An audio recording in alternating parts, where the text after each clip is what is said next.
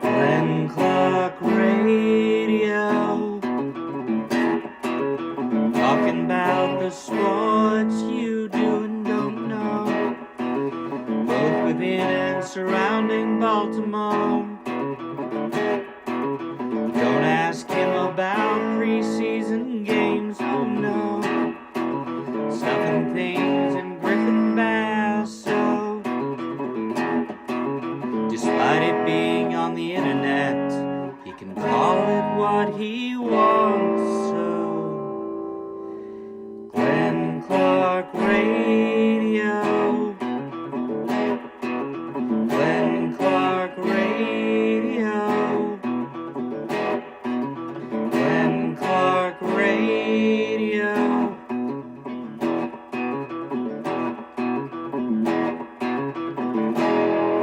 Duke sucks. This ball is completed or the clock is running. Williams slings it. Williams, Loveland bangs off his man. He's going to score. Home. Colston Loveland in a jaw dropper.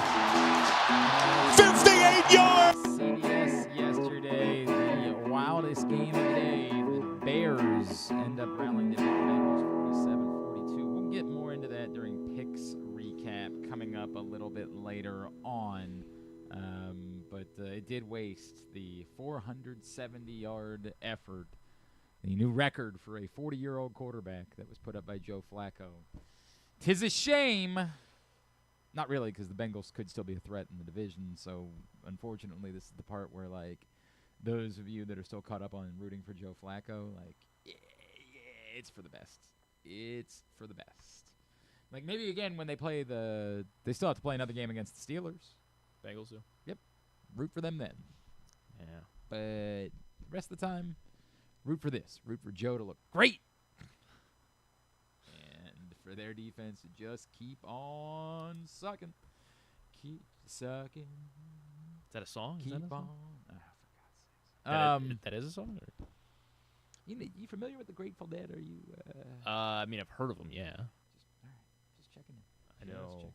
I know. Hi, Bill it's a Monday Walton edition, likes of, them. Monday edition of Glenn Clark Radio. I'm Glenn, he's Griffin, and he knows things. And we've got stuff to do today. I mean, I don't know Grateful Dead. Sorry. I mean, that's only one of the most well-known American bands of all time. That song, Keep On Sucking? It's definitely not called Keep On Sucking. They do say that, though? No. Oh, okay. So then how am I supposed to know it? The song is called Truckin'. Oh, It's Keep one On of their most Truckin'. famous songs. It's all right, buddy. It's all right. It's all right. You know what? Well, that's why I was I thrown take it back. off. I need something from you. Oh, gosh. Yeah. I'm going to need you. This is easy. Of all the things that I've assigned you, this is the easiest assignment you're ever going to get in your life. I have to have you run my cousin's team for a couple of weeks because he's at boot camp. You got to run a fantasy football team. Oh, is that what the email I just got was? That was. Oh, did they send it to you Yeah, I already? got like an invite. Yeah. They weren't supposed to do that until after I had talked to you Okay, about it, which I wasn't going to do it. I was like, is this like someone gonna hack me after I hit this link? I was like, I've never. No, so my cousin's kid. All right, well, I guess I'll accept it then.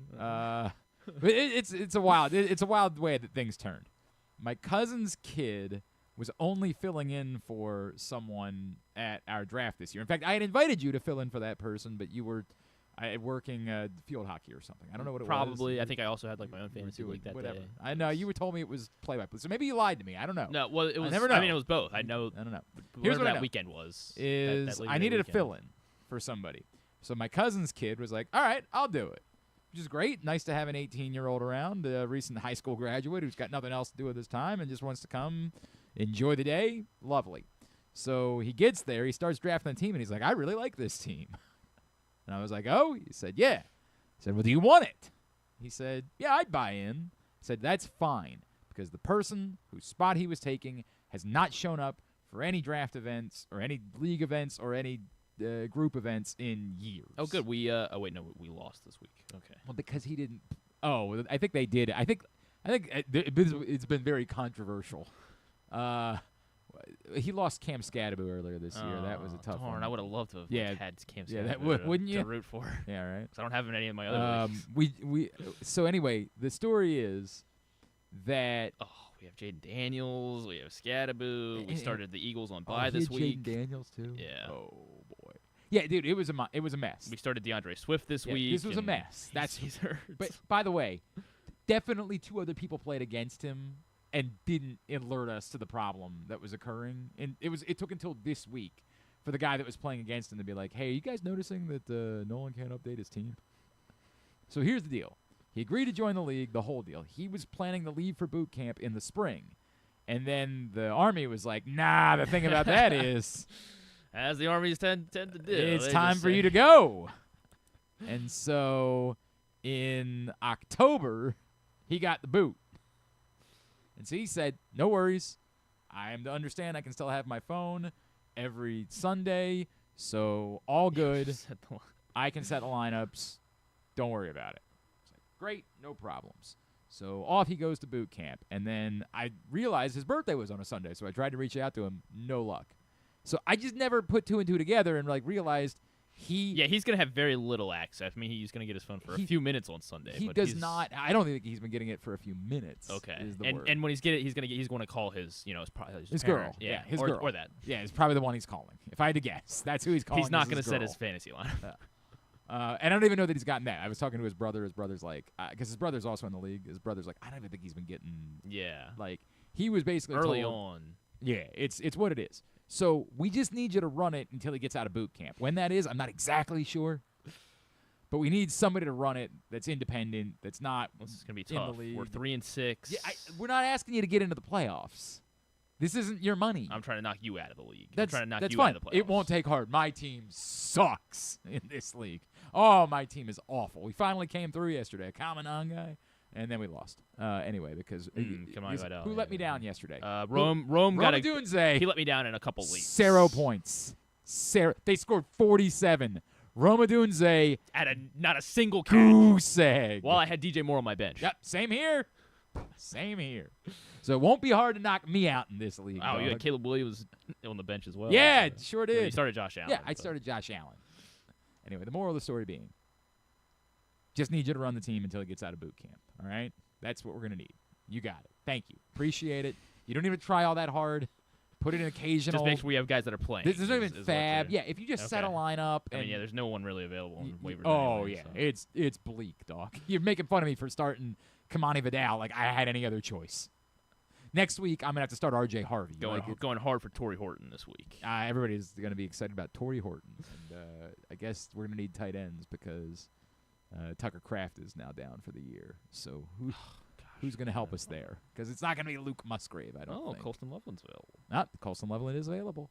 He is available.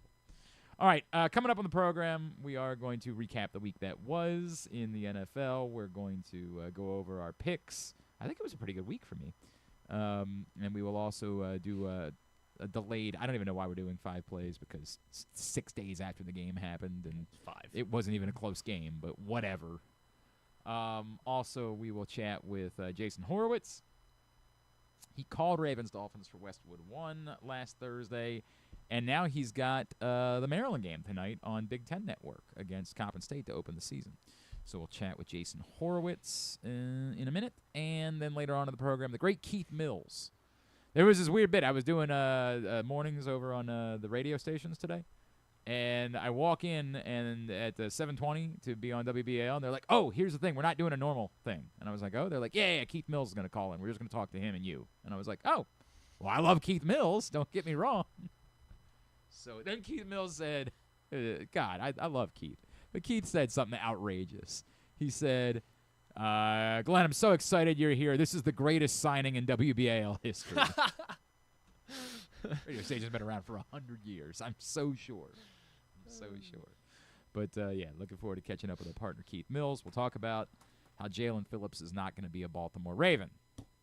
And, look, I don't want to be the guy. Unless the Eagles are trying to flip him. That's a great point. That's going to complete the Jaire Alexander trade? Yes. They needed to make That another he was trade. the player It to was be a named later. 3-team deal is what you're saying. I try not to overreact to the trades that aren't made. I try not to do that, to not be that guy, because I understand that not all of these things happen in a vacuum. And for example, it might very well be that like the Dolphins said, hey, we'll trade him for a third rounder out of the AFC, but if we're trading him inside the AFC, it's going to cost more. We will never know. So I try not to be that guy, but admittedly, I thought the best chance or the most reasonable chance for finding legitimate edge rush help would be Jalen Phillips. Not because he's the only edge rusher available, because most of the edge rushers that are available are not that good. So does that mean that there couldn't be something else? We keep hearing that the Giants don't want to trade Thibodeau. I don't even know. I guess maybe it's still the Dolphins. Maybe it'd be Bradley Chubb, but I don't know what the price of that would be if it's something the Ravens are willing to do. So the only part that I'm down about is that it's hard for me to see what else is going to be out there on the edge rush market for the Ravens. I just don't know who else is shopping edge rushers. Is it possible that after yesterday the Giants recognized their fate and say they were saying they didn't want to trade anybody because they still wanted to believe they could get back into contention? But now, was that their 6th or their 7th loss yesterday? I think they had a bye. That's the problem when you get to this part of the season. No, I don't think the Giants have. So you think they're 2-7? I think so. Eek. Double checking here. They are 2-7. Yeah. Commanders are 3-6, and obviously they are They're the most wounded team. shot, but who do they have? I know. Think of the oldest team in football. Boy, we really glossed over that before the year began. We knew it was fact. Like, we knew they had the oldest team in football. Deron Payne. But he's not an edge rusher. Now, again, I think the Ravens could also be in the market for an interior. Preston Smith is there. What has Preston Smith done? I didn't know he was still in the played league. football. Are you sure? Yeah. Is he definitely active every week? He's got about a tackle a week. Okay. So there's that. I don't think he's Actually, no, he didn't play last night. There you go. You're out here making grand statements about Preston Grand Smith. statements. You said he was playing. Well, I mean, literally he had been playing. No, you said he was playing. You I said it in did. active voice. Yeah, I said was. Yeah, well, it wasn't active then. Not last night. Past tense. Not active.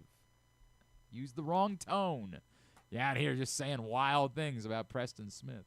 Preston! Von Miller is in. Yeah, he is a commander. He's part of the problem. Although we're also he does talking. have 4 sacks this year. I mean, and that's the funny part. I say he's part of the problem because of his age. Like we're not gonna. But did he not play last night either? Or did he just not record a statistic? I don't know. I don't know the answer to that. I didn't see most of it. I wasn't paying. I went to bed. Oh. I tried to anyway. It didn't go so well. Sorry. Yeah, today might be a day where I duck out of here very quickly after the show. Okay. It might be a little 5-minute cameo post-show, and then I say that like there's any chance I'm going to fall asleep. Moral of the story being, Jalen Phillips is going to the Eagles for a 3rd-round pick.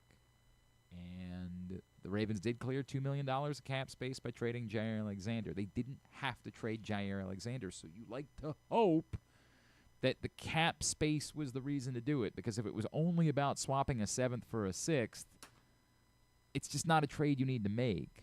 Even if you think Jaire Alexander stinks, there is still a chance you could have more corners get hurt. Now, the scary part is reading that Diana Rossini says the Ravens are looking for help at the deadline. Oh. They're looking for corners, Ooh, according to know. Diana Rossini, which is so very Ravens. Like that show, That's So Raven, could have been about the constant seeking and desiring of cornerbacks. And look, I'm not trying to say there's no way they should add a corner, but like, to do what? Well, to cover receivers, right? Yeah. I mean, who's not gonna play? Who you taking out? And I'm not trying to say you can't get better. If who is the best cornerback in the league right now? I don't think Surtain's getting traded. So who's the? They're saying Riley Moss, you know, if not Surtain. I mean, who else? Who's a good corner on a bad team? I don't think that exists. course, Marshawn Lattimore got hurt last night, so that's I mean, I don't even know how good he is. But if let's just say, for example, if the Broncos weren't good and wanted to trade Pat Surtain, of course you'd Sauce make Gardner, but the Jets they can't trade him, can they? You wouldn't think so. That's a great point. He is the definition of a good corner on a bad team. Yeah. You are right about their best that. player. Yes, So. that part is correct. You wouldn't think that they would be looking to shop Sauce Gardner. But I guess if they are, by all means, go get Sauce Gardner. Go get that guy. But it's just weird. That's just a weird thought that we're all like, hey, they need edge help. Hey, they need a defensive tackle. Hey, they need an offensive lineman. And the Ravens are like, you know what would solve this? Another corner. Fixes everything. Is it Lenore from the Niners? DeMondre? How do you say but the his name? Niners aren't looking to trade people. I mean, they're also very injured. They're injured, but they're still winning games. What are they? Are they 6-2? Yeah, they just won yesterday. Oh wow. Yeah. I haven't been paying attention to the Niners. What's going on with you? Well, I don't care about the Niners. Well, I understand not caring about them, but I guess Mac Jones is better than Brock Purdy. I don't know. Okay, so yeah, they're not trading anybody. Other reporters are saying the Ravens are in on front seven defenders. So I think that's the more likely scenario, or the more pressing need. I'm not going to pretend like I know what the most likely scenario is. I think that's the more pressing need. But Diana Rossini says they're in on corners, so I guess we'll see. What else from the weekend? The Steelers won. That was a bummer. I can't lie. What? I don't have the Steelers highlight, but I have the other ones. Okay. Oh, yeah. Well, we won't get to some of these things. We'll get to during the World Series happened. I guess we can get to that. You can pull up the Cam Little thing, because that wasn't a game we picked, so we won't be doing that during picks recap. Cam Little first. Yeah, we're talking football. We shouldn't go World Series and then just bounce back. We're trying to show the versatility that we have. It's not necessary. I feel like somebody would come up with a different term for it. Justin Tucker no longer the record holder for the longest field goal in NFL history. That lasted for all of about 4 years and change. As Cam Little, who made a 70-yarder in the preseason, he makes one that counts yesterday. 68 yards away. It's up there. It's out there. And it's good! It's good from 68! 68 yards. Fox is Cam Little of the Jaguars. Good from 68 before the half. I don't know. What do you? I don't really have a take to offer here. Hooray! Say he's gonna hit 70.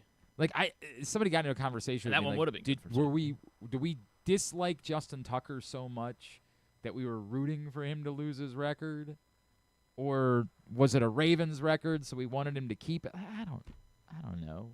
Admittedly, if we had never learned any of these things about Justin Tucker, if he had never done any of the things that he was accused of doing, if to this point Justin Tucker was still a beloved figure, then yeah, I think we'd probably be bummed about his record getting broken. We weren't going to care about it all that much. It's, but now it's nothing. But that's sort of where now it's an interesting fact, but I have no emotion to it whatsoever. Right?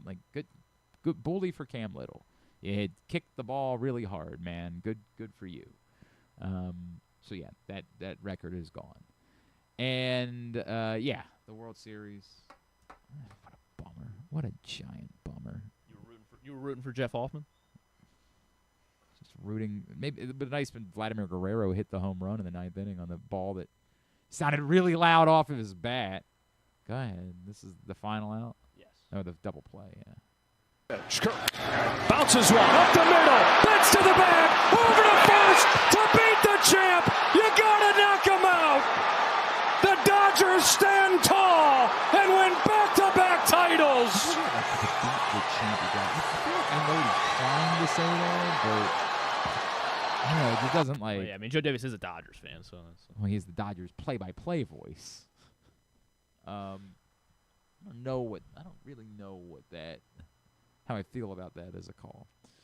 Anyway, yeah, the I Dodgers. think it works. He's saying I mean, you I gotta know what he's knock 'em trying to out. say, but it just doesn't it doesn't come off like something that I'm going to remember for forever. You know what I mean? Well, they'll win it again next year, and he'll have another chance. Probably to, will. He'll have another chance to just- get it right. It'll be really interesting when we're all talking about who's going to get Kyle Tucker this offseason, and he's going to be a Dodger. Just name them all. They're all going to be Dodgers. Who are the pitchers that you want this offseason? They're Dodgers. Sorry, man. That's the way it's going to go. It sucks. It sucks. I mean, I know it was a wonderful series, but here's the problem. It was a wonderful series that probably – you know why we still talk about the 2001 World Series? I don't. But Yeah, thank you. We still talk about the 2001 World Series because the Yankees lost. Because collectively, it was both exhilarating, had unbelievable moments, and culminating with the team that we wanted to see losing. And while I am no Blue Jays fan, and we can all do the, F off Jeff Hoffman, which just is so very petty. Like, that's what you feel good about. We can all do that, but in the end, it still sucks that the Dodgers won. And while it wasn't the shellacking or the skullduggery that I thought that maybe was going to occur in the World Series, I don't know. They still won. That sucks. It's still the kind of the epitome of baseball's problems. Is in the end, the team that was drafted by the commissioner of the Little League is the team that wins. It's not a movie. It's like, the venture capitalist came out on top. What a great story.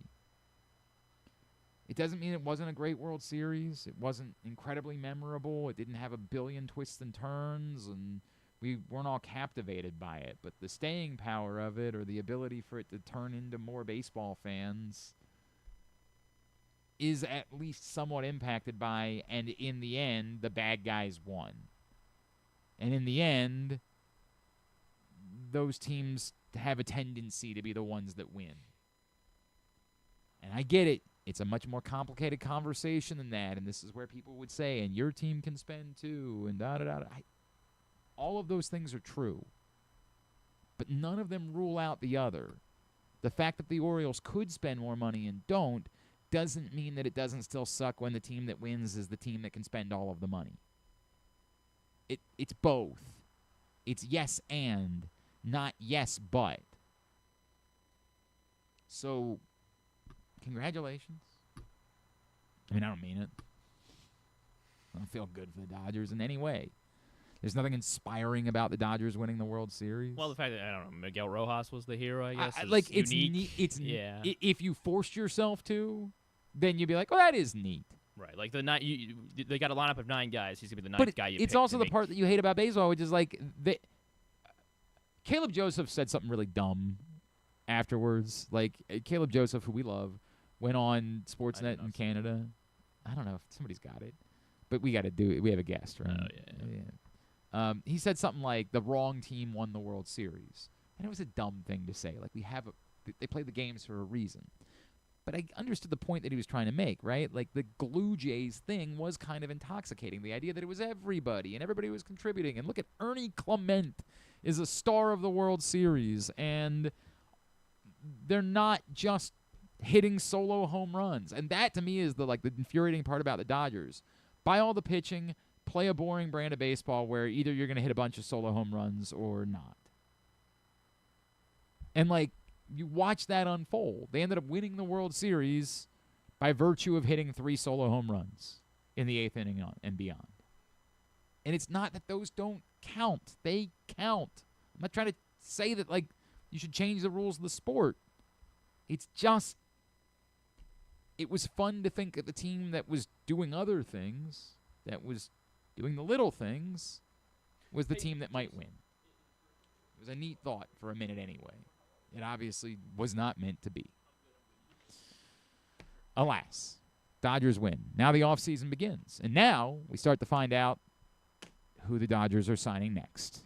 That's how it works.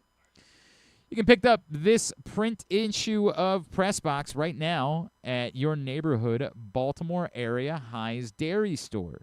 On the cover, you find Maryland Athletic Director Jim Smith, a great cover story from Don Marcus, all about his path to the job and what's next for the University of Maryland. Also inside, lots of college basketball content. Meet players from every school around the state. This print issue of Press Box is free right now. Get it at your neighborhood High's Dairy Store here in Baltimore. Also, read it all, PressBoxOnline.com. And speaking of college basketball, what you want to put? Griffin wants to put a game on. He wants to put a Valpo or whatever the hell's going on right now. Bradley and St. Bonaventure. Oh, thank you. That's a big one. Speaking of college basketball, tonight here in Baltimore, a very cool event to start the season. Maryland Coppin State will be on Big Ten Network at 6:30. Joining us now, he's going to be on the call for Big Ten Network after he just saw the Ravens on Thursday night down in Miami. He is Westwood One, Big Ten Network, among others, Raiders play-by-play voice, Jason Horowitz, and he's with us now here on GCR. Jason, it's Glenn in Baltimore. It's great to chat with you, man. Thank you for taking the time for us. Do you want to give me an update on that Queens University 8 a.m. tip-off on the field? I think it didn't go the right way for Queens. I think they took one on the chin at 8 a.m. today, unfortunately. Down in Rock Hill, South Carolina. I don't think it worked out for them. By the way, everybody always freaks out about Herb Street's travel schedule. Do I have this right that you went from Miami back to Vegas, now to Baltimore, and there might have been a travel interruption in there somewhere? So I actually remember living in New Jersey. So I went home for Halloween with the kids, Saturday night to Vegas, red eye. So here comes, okay, can I give major first world problems? Of course. So if you're lucky enough to fly first class, if you're flying a red eye, you want to be in a first class where the seats kind of lay down, right? So I flew Vegas to San Francisco to Newark, because they was the only one that had the flatbeds.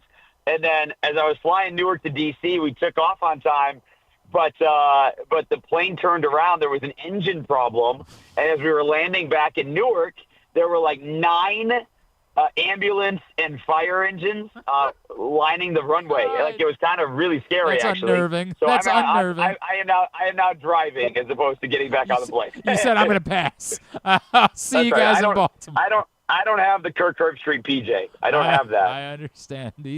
Apparently, even Corso didn't, as we learned later on. Poor Corso was flying like Southwest while Herbstreit was on the PJ. Yeah, middle seat. Corso middle seat. That'd be a fun partner to have in your middle seat. Oh, that would be awesome, wouldn't it? Oh, that'd be so cool. Let's talk about this tonight, because I feel like I'm going to ask questions that you can't possibly answer because we don't know. Like, Maryland is starting a season. We don't know who's playing because 4 of their guys were hurt to start the season, and Buzz Williams isn't telling us anything. On top of that, we don't really know these guys to begin with because it's literally an entirely new roster with only some connectivity of players that Buzz Williams brought with him from Texas A&M. So I ask you what interests you or what you're looking forward to see. I guess part of that is you're just really looking forward to learning what this Maryland team is. Yeah, I mean, I think you kind of know Pharrell Payne as a known commodity. He really came on at the end of the year last year. His 2 best games back to back were NCAA tournament games, and so I think he's going to be a known commodity. I think he's going to compete really well in the Big Ten.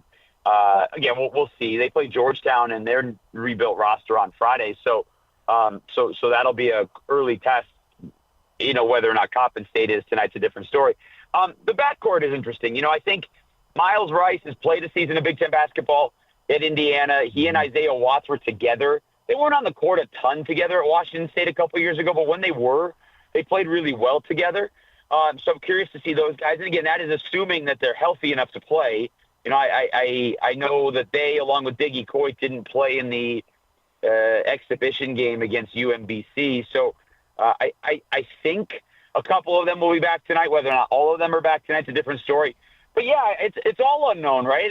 And I would expect that the 4 transfers from Texas A&M, including the 2 who redshirted last year, get a lot of run. I think Buzz is excited. He brought those guys with him for a reason. So I would expect those guys to be a major part of the 8-9-man rotation, whatever it's going to be as the year goes on.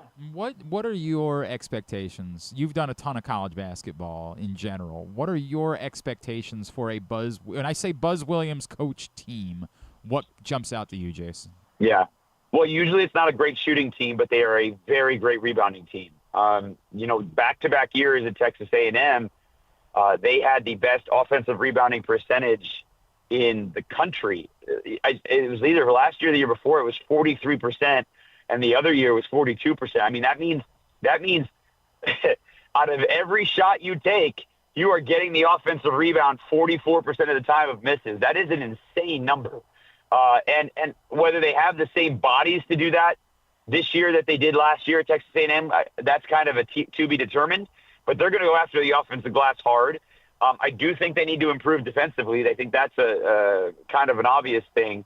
But it's early, and they'll have a lot of really good tests. I think, getting into that tournament in Las Vegas to have really good matchups at the end of November, Thanksgiving week, plus the Georgetown game and the game next week, I believe, at Marquette. So there's a lot of really good tests coming up here for Maryland, and we'll see.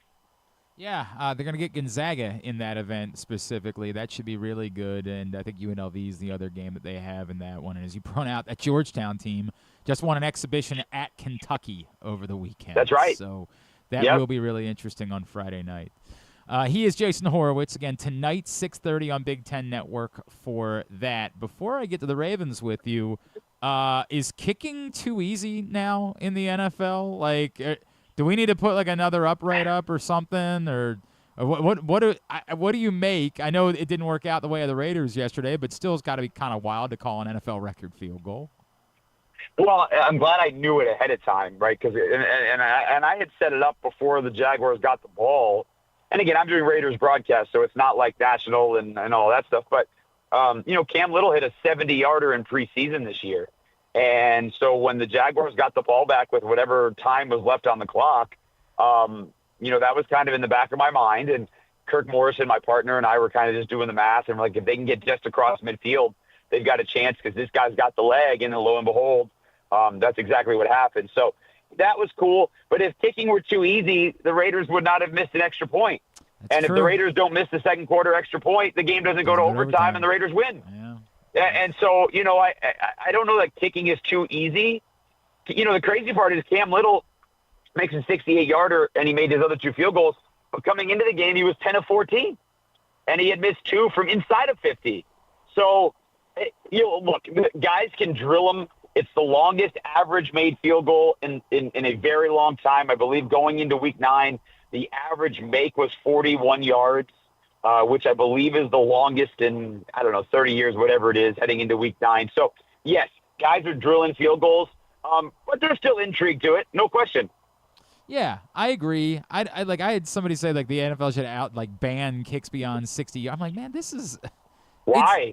Right? Like, why is this a problem that guys are making long kicks? Like, let me ask you something.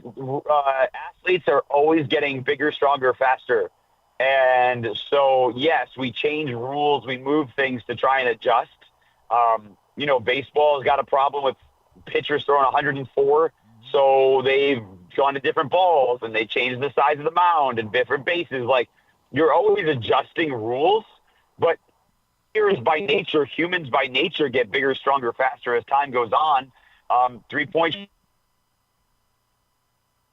Let's see if we can't get Jason back. I know he's traveling. He's trying to get down here for the game tonight. Jason Horowitz, who's coming in to call Maryland Coppin State for Big Ten Network tonight at 6:30 after he had the Raiders game yesterday and he had Ravens-Dolphins on Thursday night.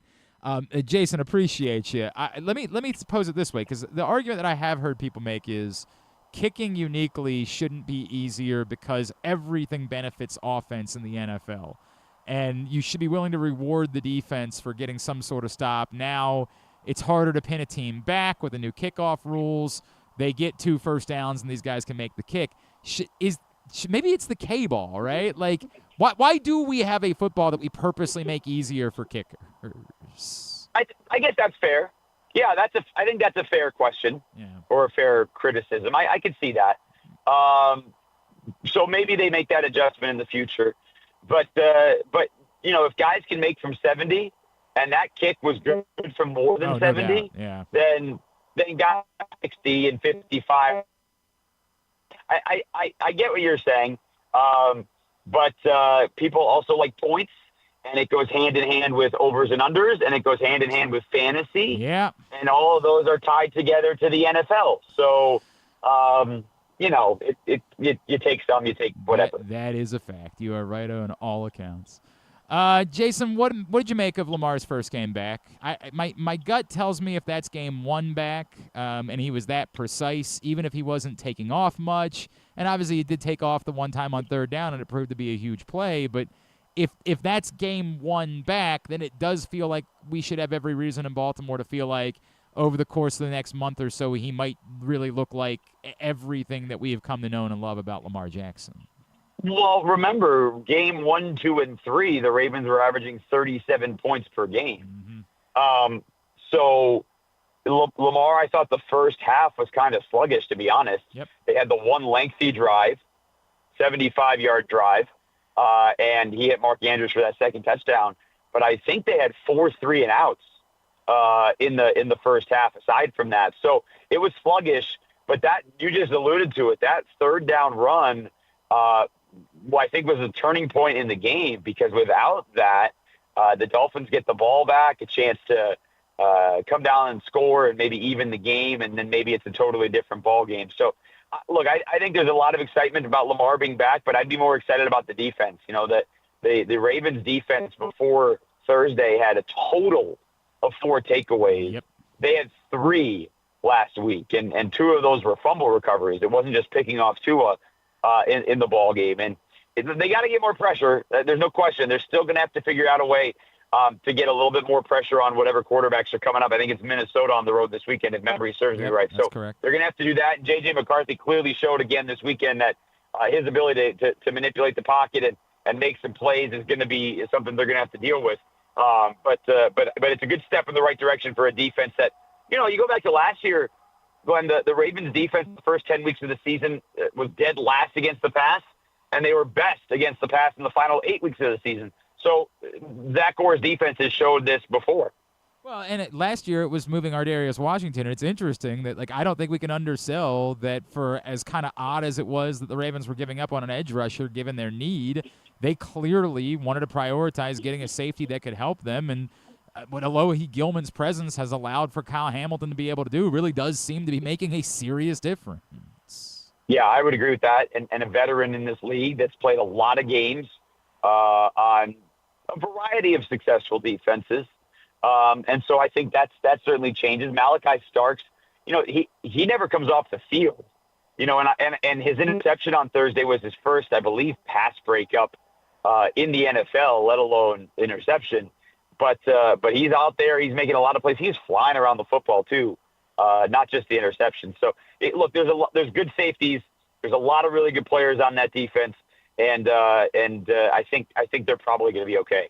Yeah, are you buying that they can get back into the place of being a Super Bowl contender, or is that still kind of like a pipe dream given how much of a hole they dug for themselves? No, I still think they can be a contender. First of all, you got to make the playoffs. So let's start with that first. Mm-hmm. And at 3-5, there is a big hole there. Because the Chiefs are sitting there at 5-4, and at the moment they're out of the playoffs. But can they catch the Steelers? Absolutely.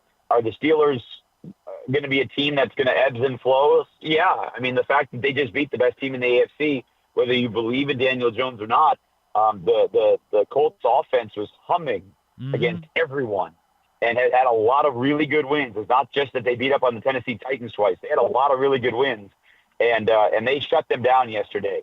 So I think the Steelers are certainly a more formidable foe that people realize, and Aaron Rodgers, for the most part, is playing good football. So I think it's going to be a tough test.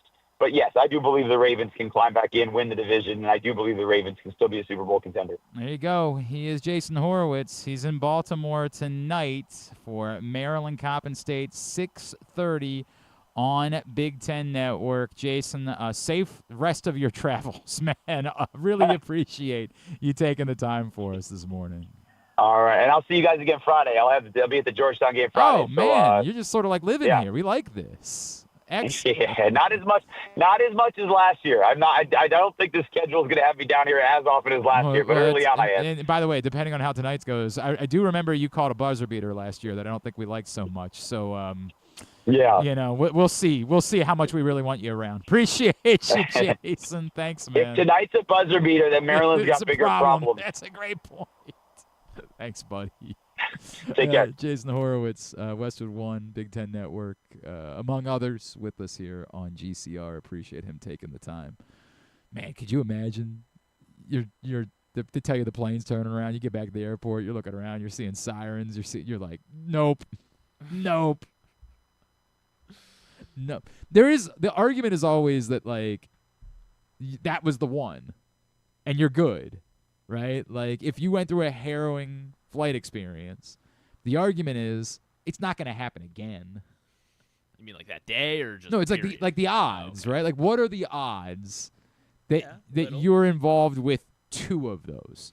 The odds of being involved with one are astronomical, right? So what are the odds of you going through that and then going through that again? So that's why people say, well, if you get through one of them, just go ahead and get on the next plane. It ain't happening again. But I can certainly understand feeling unnerved. You look around, you're just like, nah, no thanks. I'm good. Today's show also brought to you by countysports.zone.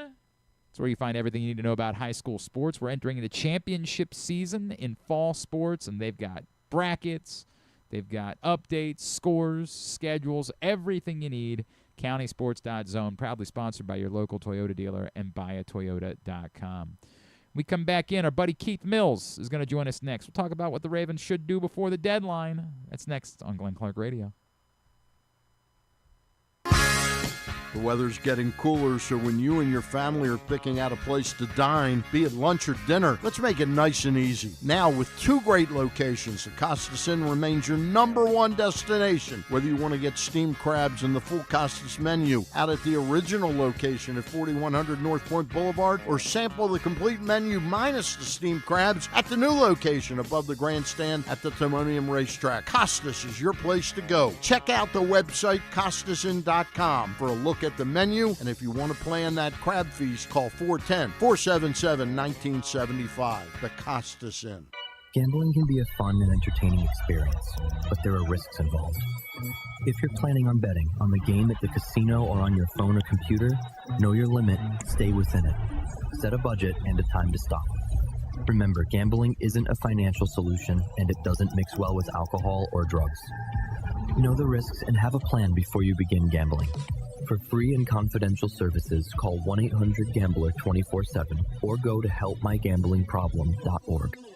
The latest edition of Press Box is available now. On the cover, Don Marcus profiles new Maryland Athletic Director Jim Smith, breaking down the challenge he faces in his new role and the unique background he brings to the job. Also inside, Brandon Schwartzberg takes an in-depth look at Orioles outfielder Dylan Beavers. And we meet college basketball players from all the programs around the state before the season gets underway. Press Box is available for free at over 250 locations throughout the region. And starting this month, you can find us at Baltimore area High's Dairy Store locations. Plus, you can read the entire issue online at PressBoxOnline.com, where you can also find great betting advice and the best daily coverage of the Orioles, Ravens, and Terps. Get ready to hit the ultimate holiday jackpot at Live Casino during the live action $1 million giveaway. Every Friday through December 26th, we'll draw 25 lucky cash winners, but only one winner each Friday will advance to the final rounds on December 26th, where you could win $1 million in just 3 spins. Come make your million, only at Live Casino. At Erndale Mills, must be 21. Please play responsibly. For help, visit mdgamblinghelp.org or call 1-800-GAMBLER. Feeling sluggish, unfocused, or not like yourself? It could be low testosterone. At Game Day Men's Health, we specialize in testosterone replacement therapy to help men boost energy, improve mood, and regain confidence. Our treatments, including testosterone cypionate, are safe, natural, and tailored to fit your lifestyle with weekly injections or pellet therapy. Get started today with a free testosterone test and feel the difference. GameDayMen'sHealth.com. Game Day Men's Health, where men reclaim their game. Contrary to what some people believe, I actually like this guy when he sleeps. Glenn Clark, talking sports. All right, back in here on GCR as we continue along here on a Monday edition of the program. Stan the Fan Charles, Ross Grimsley, Luke Jackson, one more time coming up this afternoon, 4:15. Watch it live, facebook.com/PressBoxSports. If you miss it live, youtube.com/PressBoxOnline or PressBoxOnline.com/video. They will put the finishing touches on the World Series, get you ready for tomorrow's press conference, introducing Craig Albernaz as Orioles manager, and preview the offseason. That's all coming up today, 4:15, facebook.com/PressBoxSports. And as always, Stan's shows are brought to you by the Costas Inn and the all-new Costas Inn, now open at the Grandstand in Timonium.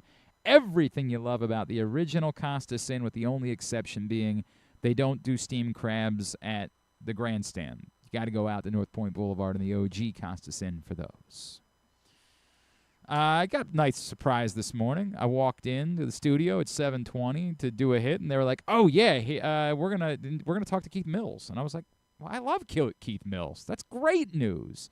And then I walked into another studio 10 minutes later and like, "Oh, hey, also we're going to talk to Keith Mills here." And I said, "Well, you know what?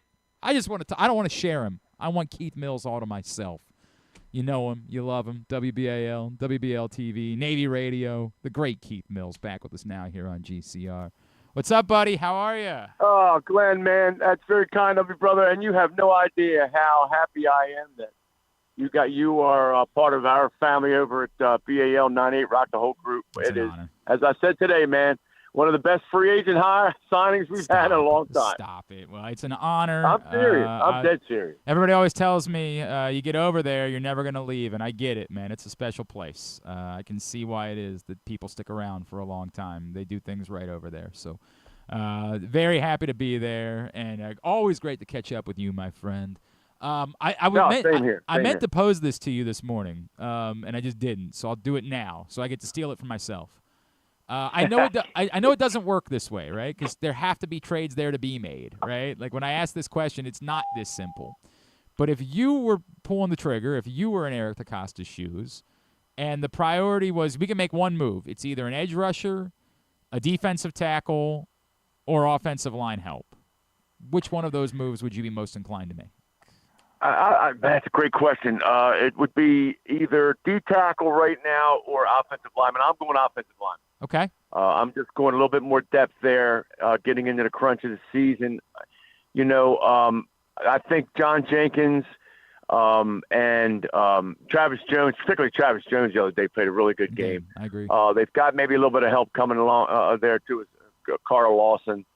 And I think with what has happened with Alohi Gilman now in the secondary and Kyle Hamilton able to roam and play more close to the line of scrimmage and actually be an edge rusher at times, I think that helps negate what has been a need as well. I'm always about up front, particularly offensively with the offensive line. So if I'm Eric and I can pull the trigger, that's what I'm doing. I've had a couple people make the argument to me because I've posed this to a lot of folks the last couple of weeks, Keith. And one of the arguments that I get from people who say offensive line is, at the end of the day, this team is going as far as Lamar Jackson can take them, right? Like when it's all said and done, you're winning or losing because of Lamar Jackson. So at every turn, you want to do as much as you possibly can to benefit Lamar Jackson. And while I don't think you just forget about your defense in the process, I do think that's a compelling argument. I spot on. I totally agree. Andrew Voorhees is been up and down, inconsistent. The big concern for me is if Ronnie Stanley can stay healthy. If you can get a swing guard tackle, you can get a Pat McCary-like player that can come. I think it gives you a little bit of peace of mind if you're Lamar, to be bluntly honest with you. But you're exactly right, man. The Ravens go as far as number 8 takes you, and that can be pretty far because he played a really, really good game. really polished, efficient game the other night against Miami. So I would even add, like, everybody keeps bringing up Kevin Zeitler's name as a possible return. I'm like, Yeah, Kevin Zeitler, sure. 100%, right? Like, that's the type of guy that Absolutely. you almost can't believe ever left Baltimore. He always felt to me like that classic, he was a Raven in his heart all along. And the moment he showed up, you're like, oh, this is seamless. Like, nobody's ever fit in here the way that Kevin Zeitler does. Yeah. Like, it almost feels like it's a mistake that he's ever not been a Raven in my mind. That's a great point. And, the Ravens usually they pay one position, tackle, guard, center. Obviously, Tyler Linderbaum's going to get paid. One wide receiver. They're going to have to make a decision, I guess, with Zay coming up too. But yeah, that was a little surprising when he left because they really didn't have anyone. They thought Lele was going to be that guy. And he's played. I think Daniel gets a lot of criticism. It might not necessarily be unjust. When he has a hiccup, it's a big one. Or one or two a game. For the most part, they don't look good. He's been pretty solid. Yeah, exactly. Which I guess is the same with every offensive lineman. Yeah, but we'll see. Kevin was a real valuable part of this team, no doubt about it. He's Keith Mills. He's with us here on GCR. Millsy, you bring up the way the defense performed in Miami. Some people will be inclined to say, hey, but yeah, that's Tua, and they might have looked good against the Falcons, but for the most part, they've looked awful, and they've looked like a team that quit. Do we fully buy into the idea that the defense has completely turned, that it's much like a Darius Washington a year ago, this Alohi Gilman thing has been the needed caveat in order to change everything, or do they still have to prove that in the coming weeks? Oh, I think they still have to prove it. Small sample size with what's going on, and the longer you play, the more opposing teams can scout you and figure out what you can't do with this new look defense. But great point, Glenn. That is a great point because I think that's across the board. In terms of new looks to an NFL team. So there's a new look to a lot of teams right now. But I like the way. I tell you what, I've liked the way what they've done the last couple of weeks. Their physicality has gotten much better, particularly in tackling and particularly in the second level and third level. Man, Roquan, Malachi Starks in particular, Marlon as well. Man, those guys are putting a hurt on receivers and running backs in the open space. And I think, again, John Jenkins and Travis Jones, particularly the other night, Travis Jones I thought really almost dominated the point of attack. Yeah, they ran the ball a little bit, and Achane is a really fast runner when he gets out on the edge. But I just think they're playing much, much better. But I agree with you.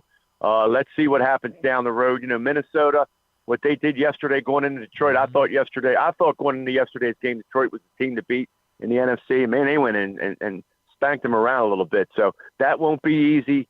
And look what Joe and Cincinnati's doing with the weapons that they have. So I agree. A month from now, if we're talking about how well the defense has played, then maybe they've turned the corner. Yeah, I tend to agree with it. By the way, and the other guy that I thought had his best game on Friday night was Teddy Buchanan. I thought Teddy Buchanan was awesome. Oh, no doubt. On Thursday. No question, man. He is. I said to Pete Gilbert last night, I said, he might be the middle linebacker of the future too for this team because, man, he gets from side to side, and when he hits you. You're going down. There's no doubt, man. There's no doubt. And I had some questions, but, boy, he looked really good on Thursday. Keith Mills with us here on GCR. Mills, unfortunately, it wasn't all good news this weekend. What happened down in North Texas on Saturday? And looking at Navy's schedule ahead, what desperately needs to be fixed quickly before the coming weeks? Their run defense. They moved the ball up and down the field against North Texas like they do against pretty much everybody. But turnovers, just like, we talked about what was Achilles heel for the Ravens for much of the season is not now, is turnovers. Man, you turn the football over at big-time college or the NFL level, you're losing.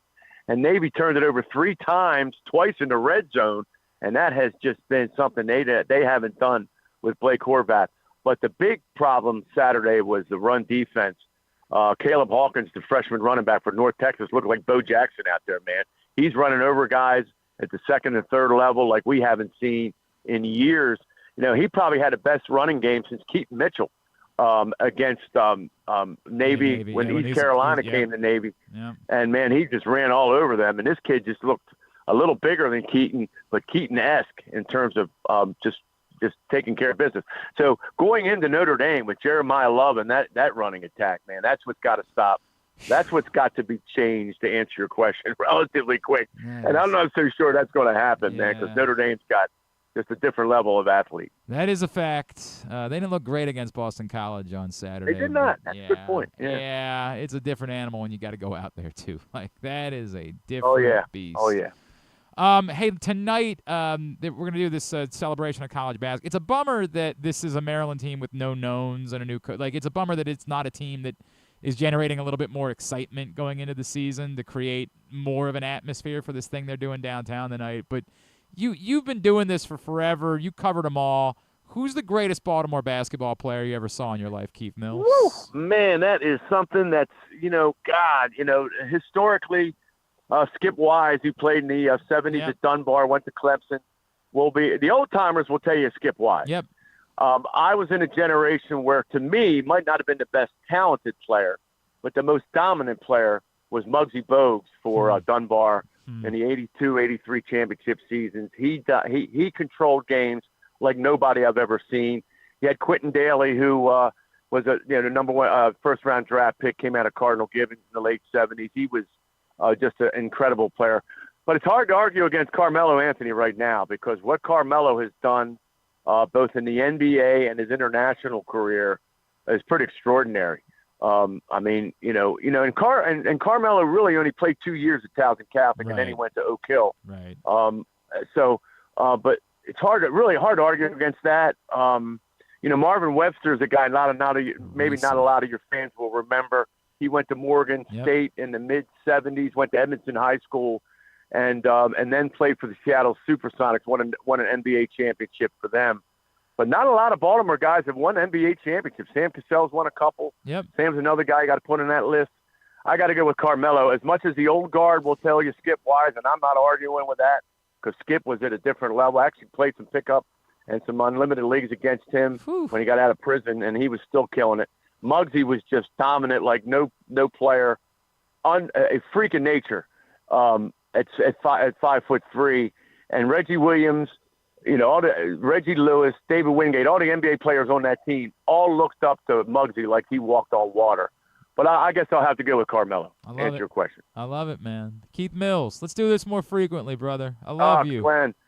Love you, brother, and so glad we're teammates, and I can't wait to do some more stuff at BAL. But anytime you need me for your show now, man, give me a call. Man, you're the best. Thank you, Keith Mills. I appreciate you, All right, buddy.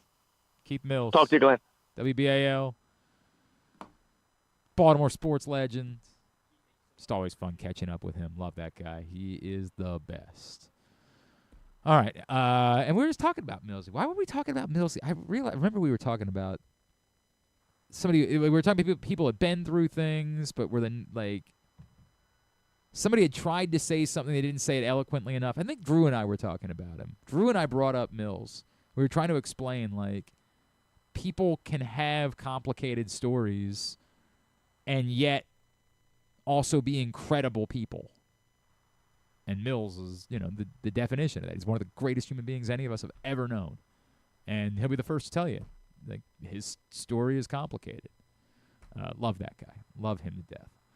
All right, I do mean that. It's a real bummer about tonight because let's just say there was never a Villanova thing. Let's just say that never happened. Kevin Willard was back. And I know there was always the chance that a couple of those, first, Derek Queen was always going to be gone. Juju Reese was always going to be gone, right? We know that. But let's just say, hypothetically, that a couple of those guys otherwise end up coming back. So think back to last year's Maryland basketball team. Jacoby Gillespie, who we all revere. Rodney Rice, right? Is he coming back, or is he? I forget. He ended up at why do I want to say? Did he follow? No, he went to USC. Oh, okay. That's where he ended up. Good for him. Yeah, man, it's not a bad place to be if you got to go somewhere. But you bring back a couple of those pieces, and that's probably enough when you have complete upheaval, right? in college sports, that just having a couple of pieces back. Deshaun Harris-Smith. Yeah. Sure, right? Maybe not. What a bummer that was, right? Like, you so badly wanted that to be a thing. Yeah. It just wasn't a thing. But like Chris Jeffrey, who had come from Mount Zion Prep, who ends up going to Villanova with Kevin He's Willard. on Georgetown, Jason Harris-Smith, so we're going to see him Friday. Probably score 30 points.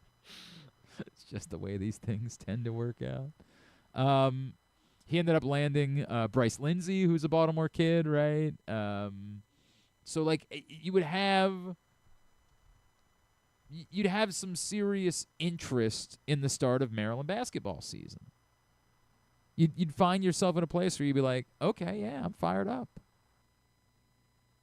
And, coming off an NCAA tournament run and a strong season, Kevin Willard would have been a little bit more entrenched, and he could have been doing media for the last few months and talking about, and we will see you in Baltimore to open the season.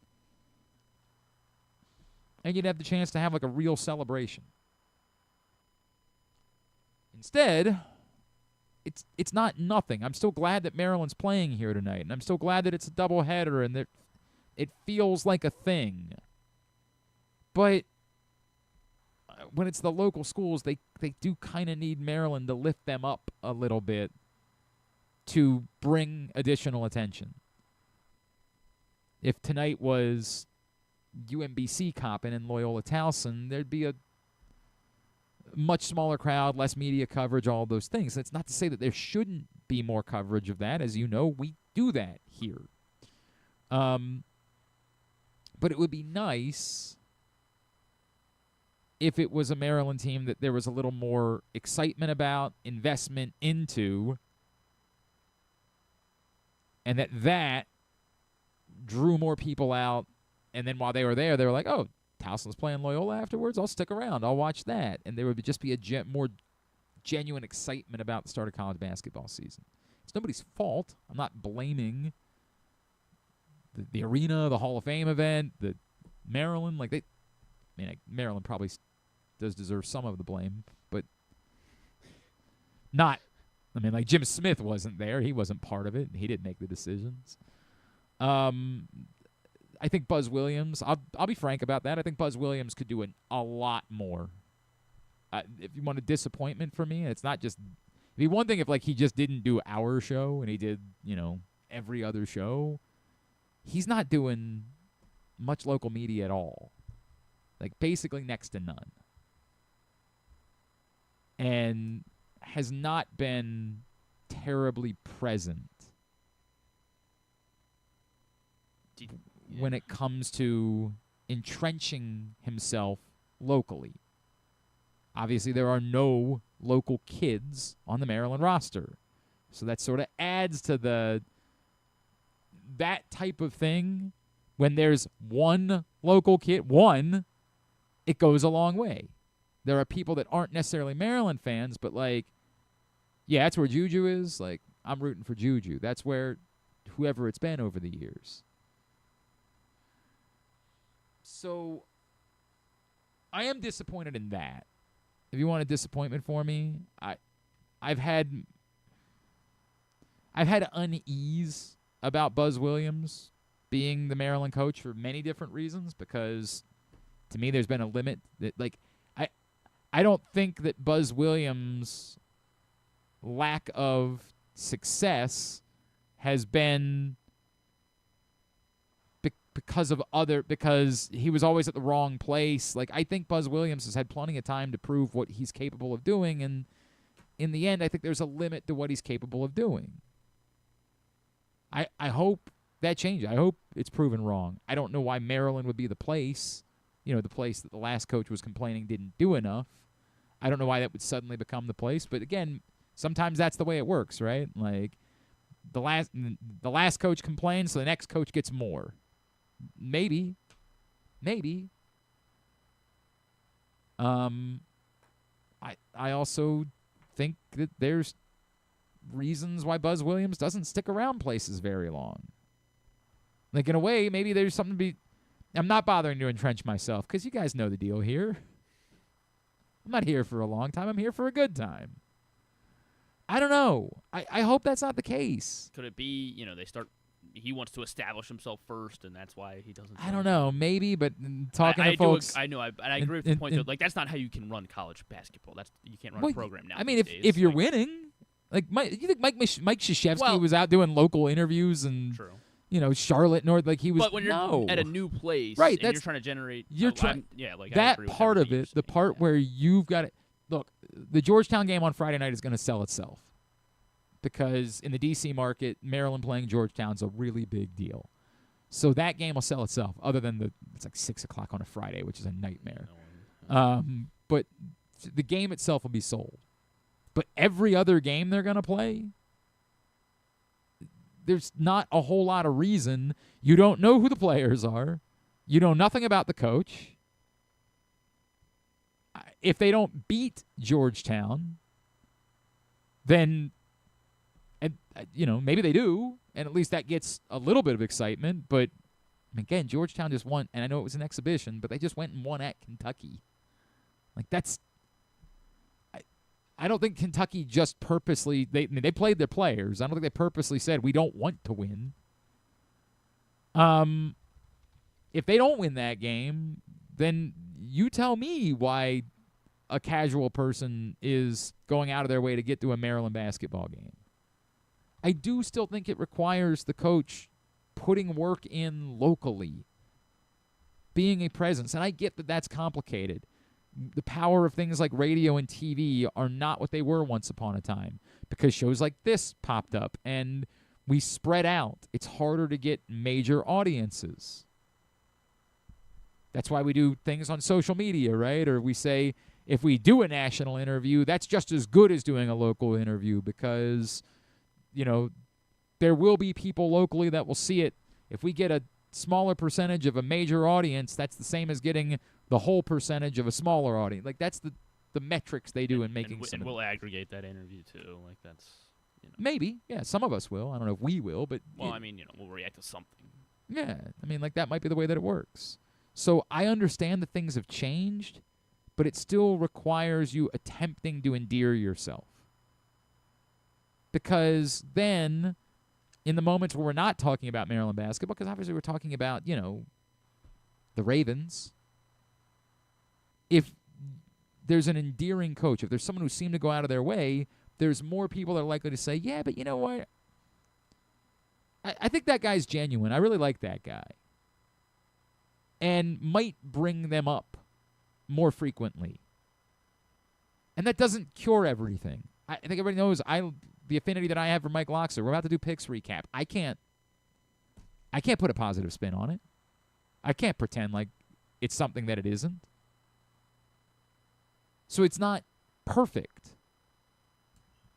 But doing anything you can to endear yourself at the local level, to go out of your way, to show yourself. Like, I know he went out and went to an Orioles game this summer and, hopped on and did an interview with the TV, but that's about it. It's been very little. And that's tough. It's tough when you're trying to endear yourself, ingratiate yourself in a community. I wish there was more. Because, we did a lot to try to get to know all these new players, attempted to, but I still think for the most part, most of the market doesn't know who these guys are. I don't think anyone does. And that's tough. That's tough. If your friend said, "Hey, I got a ticket tonight. Do you want to go watch Maryland Coppin State?" Griffin would say yes, because Griffin's, what else is he going to do? But, those of us that have, wives, kids, families would be like, I don't know. It's a terrible Monday Night Football game, so, at least it's the right week. Imagine if it was a good Monday Night Football game, and you're like, yeah, you mean to tell me I'm going to miss? If it was Chiefs. Chiefs-Bills. Chiefs-Bills was tonight. Thankfully, it's wretched. You might be looking for something else to watch tonight. God, it's bad. The Arizona-Florida game was pretty good tonight, so maybe you can watch that. What time's that one? I don't know. We'll find out during Tubular. Okay. Settle down. All right, sorry. Well, it's teased. Settle down. All right. You want to do this here? You want to do we'll do 5 plays and picks recap here? Yeah, Let's sure. do it. Or should we? Yeah. Okay. Yeah, we'll do it, and then we'll grab it. What do we do first? We do picks recap first. Picks recap is brought to you by Game Day Men's Health in Owings Mills, Frederick, and Columbia. Love Game Day Men's Health. I didn't know anything about them, but I was asked, "Hey man, you're in your 40s now. How you feeling?" And I was like, "I don't know. I don't feel like myself. I know that much." Well, how so? It's hard to explain. I wake up and I have aches and pains, and I just don't feel like myself. Well, maybe you're low T. Huh. I hadn't thought about that, but I might be.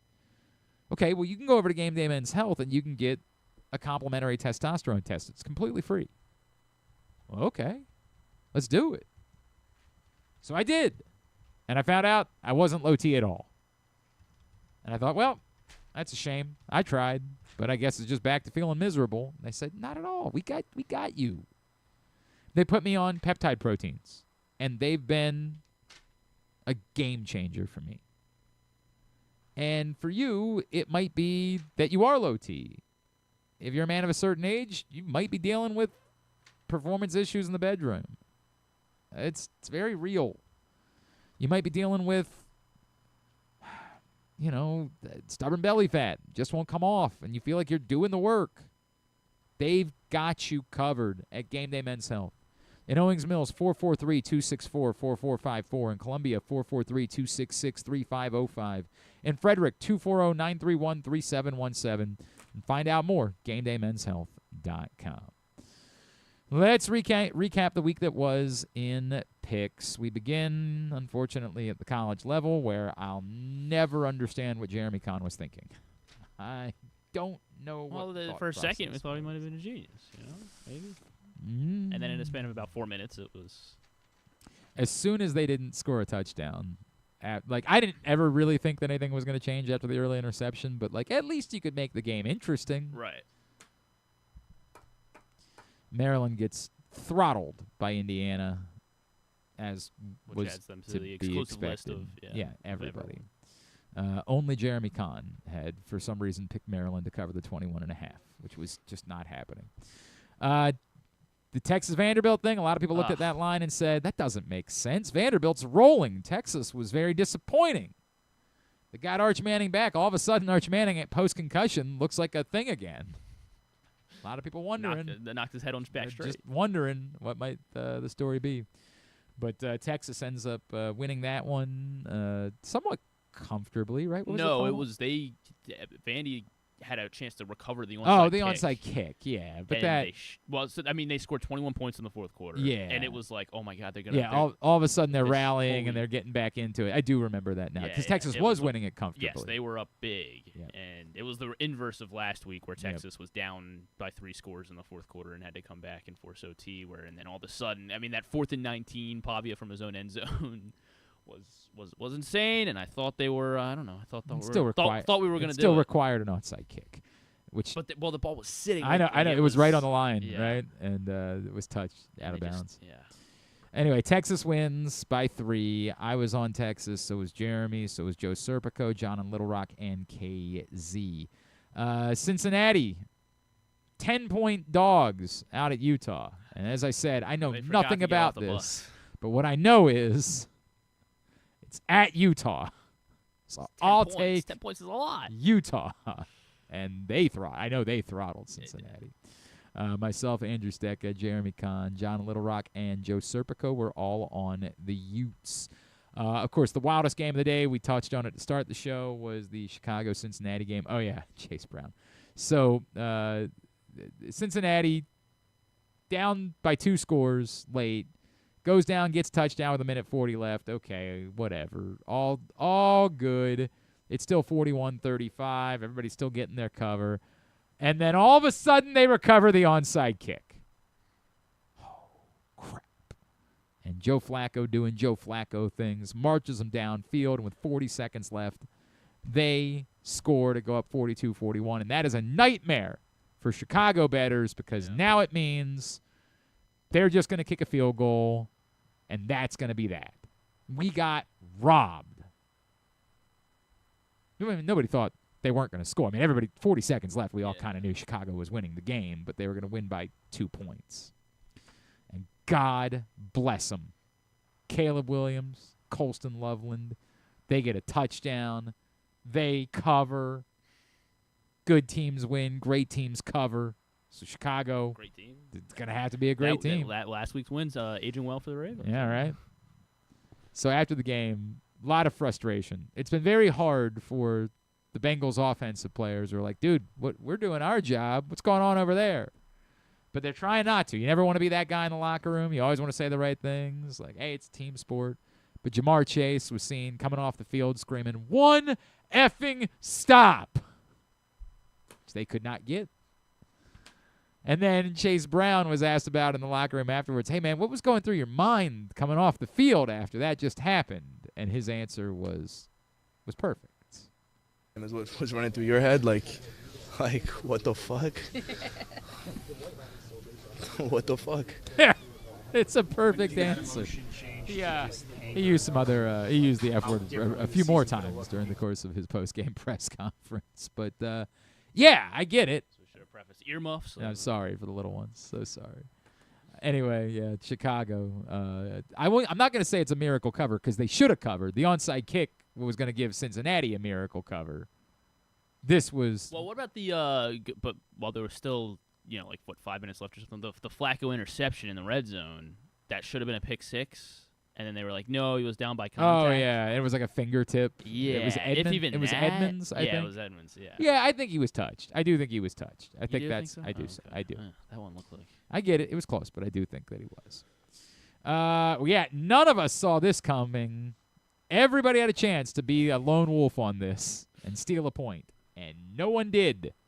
Detroit not just fails to cover the 8.5, they lose outright to Minnesota, which would be the weirdest score of the day, but Carolina went to Green Bay and won as 2 touchdown underdogs. Dude, the Rico case. Yeah, look at you. Dowdle with 130 yards. J.J. McCarthy, I don't know. He didn't have a massive day, but he did throw for 2 touchdowns and run for another one, so I guess we think that J.J. McCarthy might be a thing again. Well, that's what we thought after the Monday night game. Where he played well for 1 quarter, and we were like, J.J. McCarthy! And then we were all like, yeah.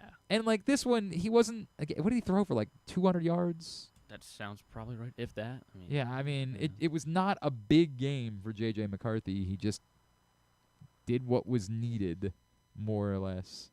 They confirmed an ACL for Tucker Kraft, by the way. Yeah, I think everybody knew that coming off. He's done ski, which sucks. J.J. McCarthy finished yesterday with he finished 14 of 25 for 143 yards. Oh my gosh! Okay, so he wasn't even close. 143 yards, 2 touchdowns, and then he ran for 1 as well. But hey, they got the job done.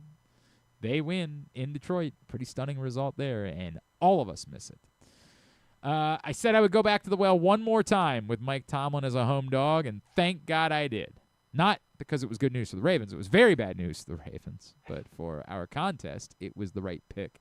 Steelers get 6 turnovers from the Colts. Oh, my 6. Gosh. I thought it was 5. 6. There was a 5 defensively and then a special teams one. 6 turnovers, 5 sacks. 6 turnovers, That's a pretty good formula. 5 sacks. Oh, by the way, did you see the Key and Peele thing with Rico Dowdle? Oh yeah, your boy. Yeah. So he did the thrust thing, and then Keegan responded today saying, "Shame on the NFL because they only gave him 2 thrusts before they flagged him. When the rule, of course, is that you get the 3rd one is the one that's supposed to be the problem. He only got 2 thrusts."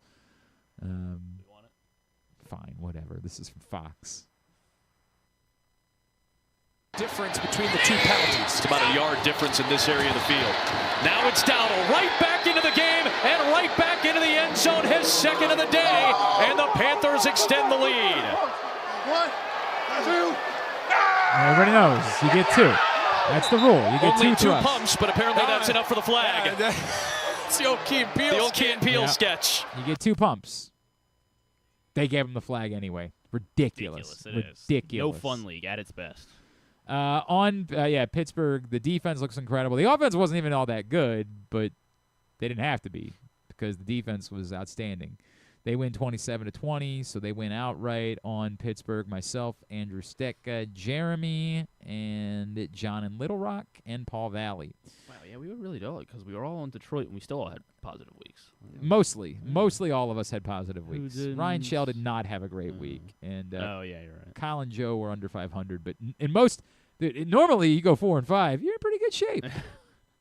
All of a sudden recently, we've been catching fire. Except for one. Half the league is over 500 now. Kansas City Buffalo. I don't know. To me it was kind of a disappointment for the game of the century of the year. It was kind of meh. It was. Buffalo, give them credit. They won. They didn't. Neither one of them. I don't come away from this game fearing Buffalo all that much more than I did. And I don't come away from it thinking Kansas City's done either. It's weird now that Buffalo's won 5 straight against the Chiefs in the regular season, and then 4 straight in the playoffs have gone the other way. It's weird. That's sort of one of those kind of bizarre anomalies, but it is what it is. So Buffalo wins outright as home dogs. Who was on Buffalo? You were. I was. As was James Revere. Yeah, you forgot all about it. John Proctor, KZ, Paul Valley, Ryan Shell. Griffin was actually rooting for the wrong team last night while he was watching the game. He was really angry about the result. He's like, son of a bitch. Turns out he had the point the whole time. And, Seattle. Well, what really pissed me off is that Josh Allen just kept vulturing James Cook at the goal line. It's true. That's what he does. They put up a graphic on Red Zone yesterday of, all of the players that have – or the most seasons of – does he have 8 rushing touchdowns now, I think, this year? Yeah, 6 it's or 8, most season. That list is bonkers. It's bonkers who's on that list. And Josh Allen. It's crazy. Seattle throttles Washington on the road. Obviously, the bigger story being Jaden Daniels dislocates his elbow. Gruesome looking injury. Although I guess because it's his non-throwing elbow, it maybe isn't career altering. But it didn't look good. If you didn't see it, you don't need to. Anyway, the Seahawks not only cover the 3, I think they covered 30. Not quite. 38-14, so they covered 24. It was a bludgeon. I should have laid the all-line. Yeah, never competitive. For some reason on Washington were Jeremy we know why he was on Washington. And John Little Rock was on Washington. And then the only ones that were on Miami on Thursday night were Ryan Shell.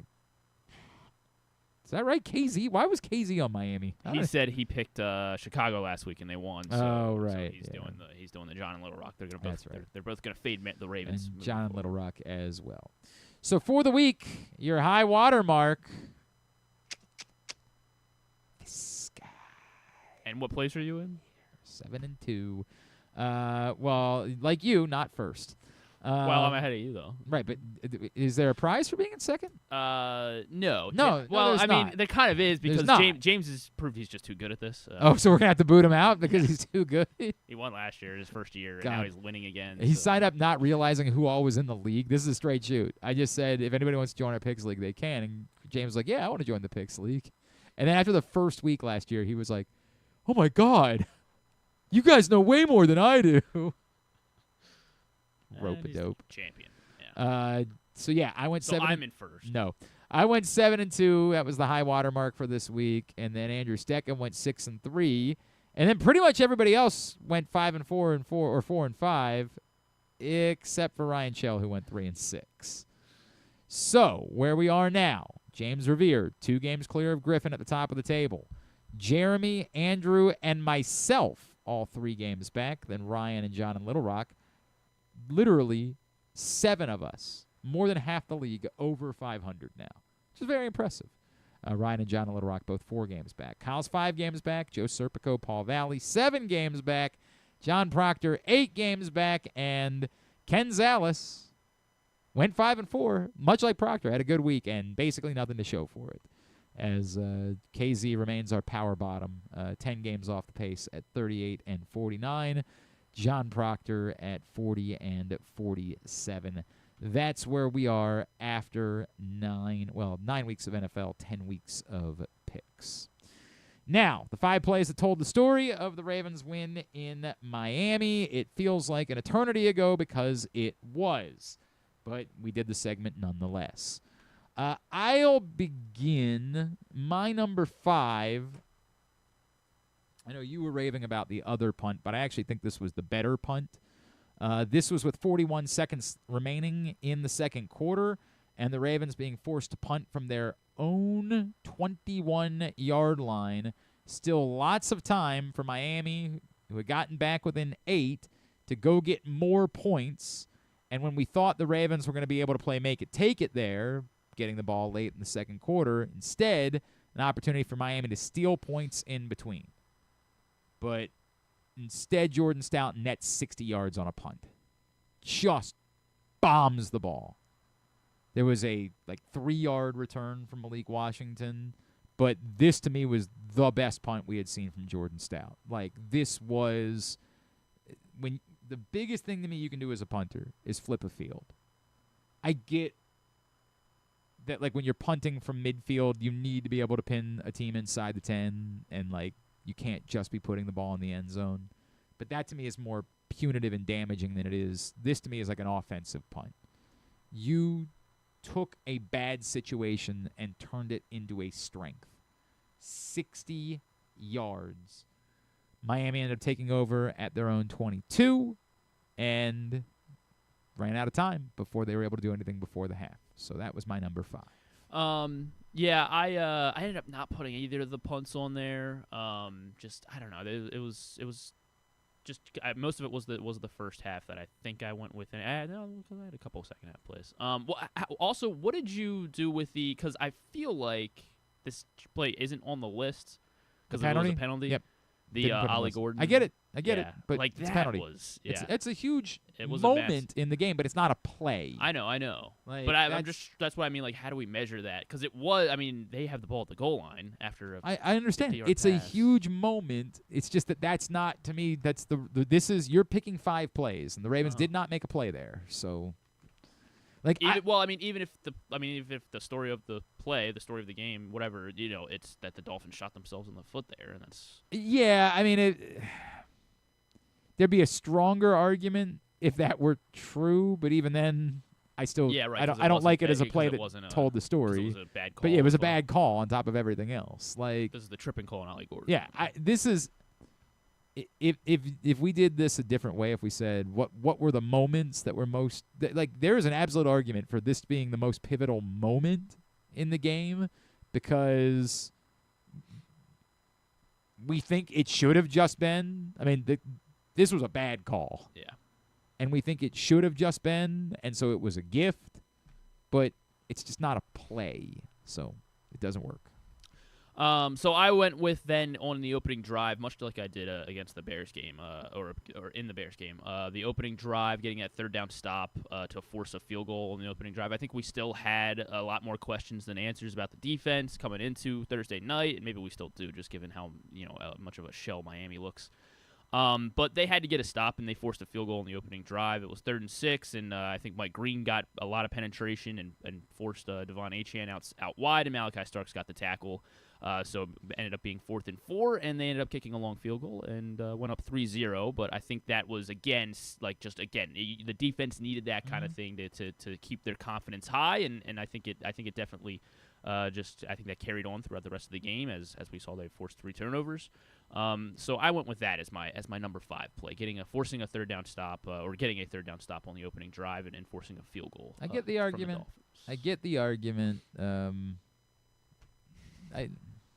It's funny because I just realized the next play on my list is the play after, it's not the play after. It's what happened after that penalty.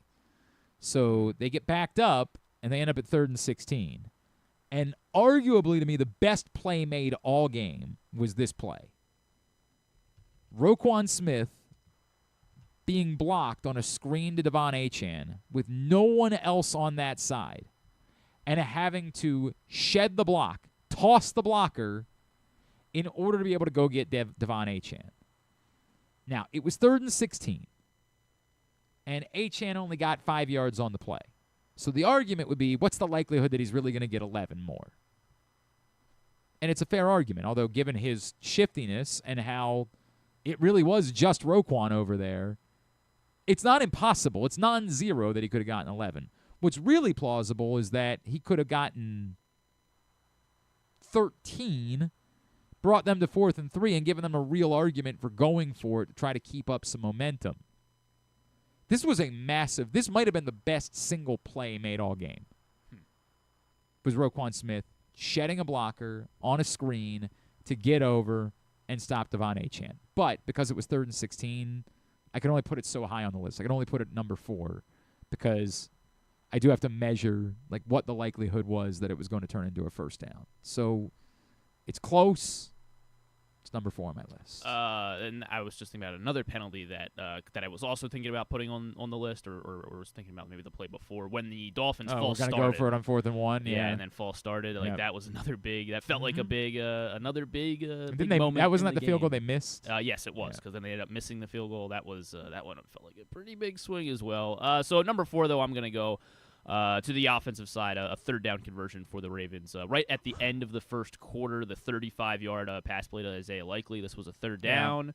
And, we knew Likely, we were waiting. We weren't sure how Likely was going to get involved, whether it was going to be in the red zone, it'd be a big-time touchdown, or I know he did get a red zone target, or whatever it was going to be. This ended up being it. And to Jason Horowitz's point, they did look sluggish for most of this first half, and this was the one drive that they were able, because they were only up 7-3 at this point. They scored off of the fumble recovery. So there was still kind of like the offense looks iffy. And this was the big play, and they were able to obviously close out this drive eventually as well. So I went with that as my number 4. I didn't want to put number 3 on my list at all, but the reality is the Ravens have had so many goal-to-go problems this season that I kind of didn't have a choice. This is, of course, after the fumble, and we'll get to it. It's the 4th down play. It's the what happens if this happens again? If one more time you go through this and fail to score. And I shudder to think, what the impact is. Maybe this is Lamar Jackson. It doesn't matter what happened in a game where Lamar Jackson didn't play. He's not thinking about any of that stuff, and he's going to be just fine. But given the offensive line's problems, given how we think that sometimes they overcorrect and get too cute in play calling. It's totally possible if they fail on 4th and goal, then they're lining up like Roquan as quarterback the next time. You know what I mean? I just don't know what happens if they don't cash it in. I think it's harmful. So in the end, it was a 4th down play. You needed to consolidate the break. I do think it was important they punched it in. I did make it my number 3 play. So that's a good pick. So I guess so you only had 1 turnover then on your list. The other 2 were in the 4th quarter of a 28-6 I know it was game. in the 4th quarter, but the Dolphins were driving. There was still 12 minutes left, and Marlon Humphrey got this punch out. And if the Dolphins punch it in there and they make it a 28-14 game with 10 minutes left, this is the Baltimore Ravens, and I would, there would be a lot more pressure on the offense to make sure they do something. I mean, if it takes 1 3 and out, and then all of a sudden we're getting flashbacks to the first 4 or 5 weeks of the season. So I think it was a big play. I mean, it was a massive play. They forced a turnover here, and Miami was driving, and then they had absolutely nothing left after Marlon Humphrey came up and punched the ball out from Malik Washington in the 4th quarter. That was the second of the 3 turnovers. I get it. I do. I just 28-6 game in the 4th I know. quarter. But I was still anxiety. Number 2 is the one that John Harbaugh argued as the play of the game when he was trying to do 5 plays on the podium afterwards. That's the 13-yard scramble from Lamar Jackson on the first drive of the 3rd quarter. And I get the argument. This is a team that was meh in the first half offensively, and it just kind of felt like you were waiting for them to get going. And by the way, even though this, kind of spurred their best stretch of offense because they turned the next 2, turned this and the next possession into touchdowns, it still was overall kind of a ho-hum offensive night. But They did need to get going, and Lamar using his legs on 3rd and 6 got them going. The 13-yard scramble kept that drive alive. Number 2. I agree. I put it at number 2 as well. I mean, it was definitely obviously a massive play, but nothing compares to that first one. Yep, so. that first one was the one. That's, of course, the punt from Jordan Stout. Exactly right. It was a really good punt. No, this was, of course, obviously the play that I don't think we were questioning Alohi Gilman because I still think that we just thought his value was more about Kyle Hamilton than it was about himself. I think this is the first time that a lot of us stopped to think about Alohi Gilman and what he was doing and how well he was playing. And I did find myself paying more attention to Alohi Gilman throughout the football game, which is why I made the list because I was like, this dude is actually playing really well. Like, it ain't just a play. Like, he's playing well. But, yeah, that was the obvious choice for number 1. I agree. We'll get it up at glennclarkradio.com momentarily. When we come back in, we'll get a tidbit and two-bit to wrap it up. Glenn Clark Radio.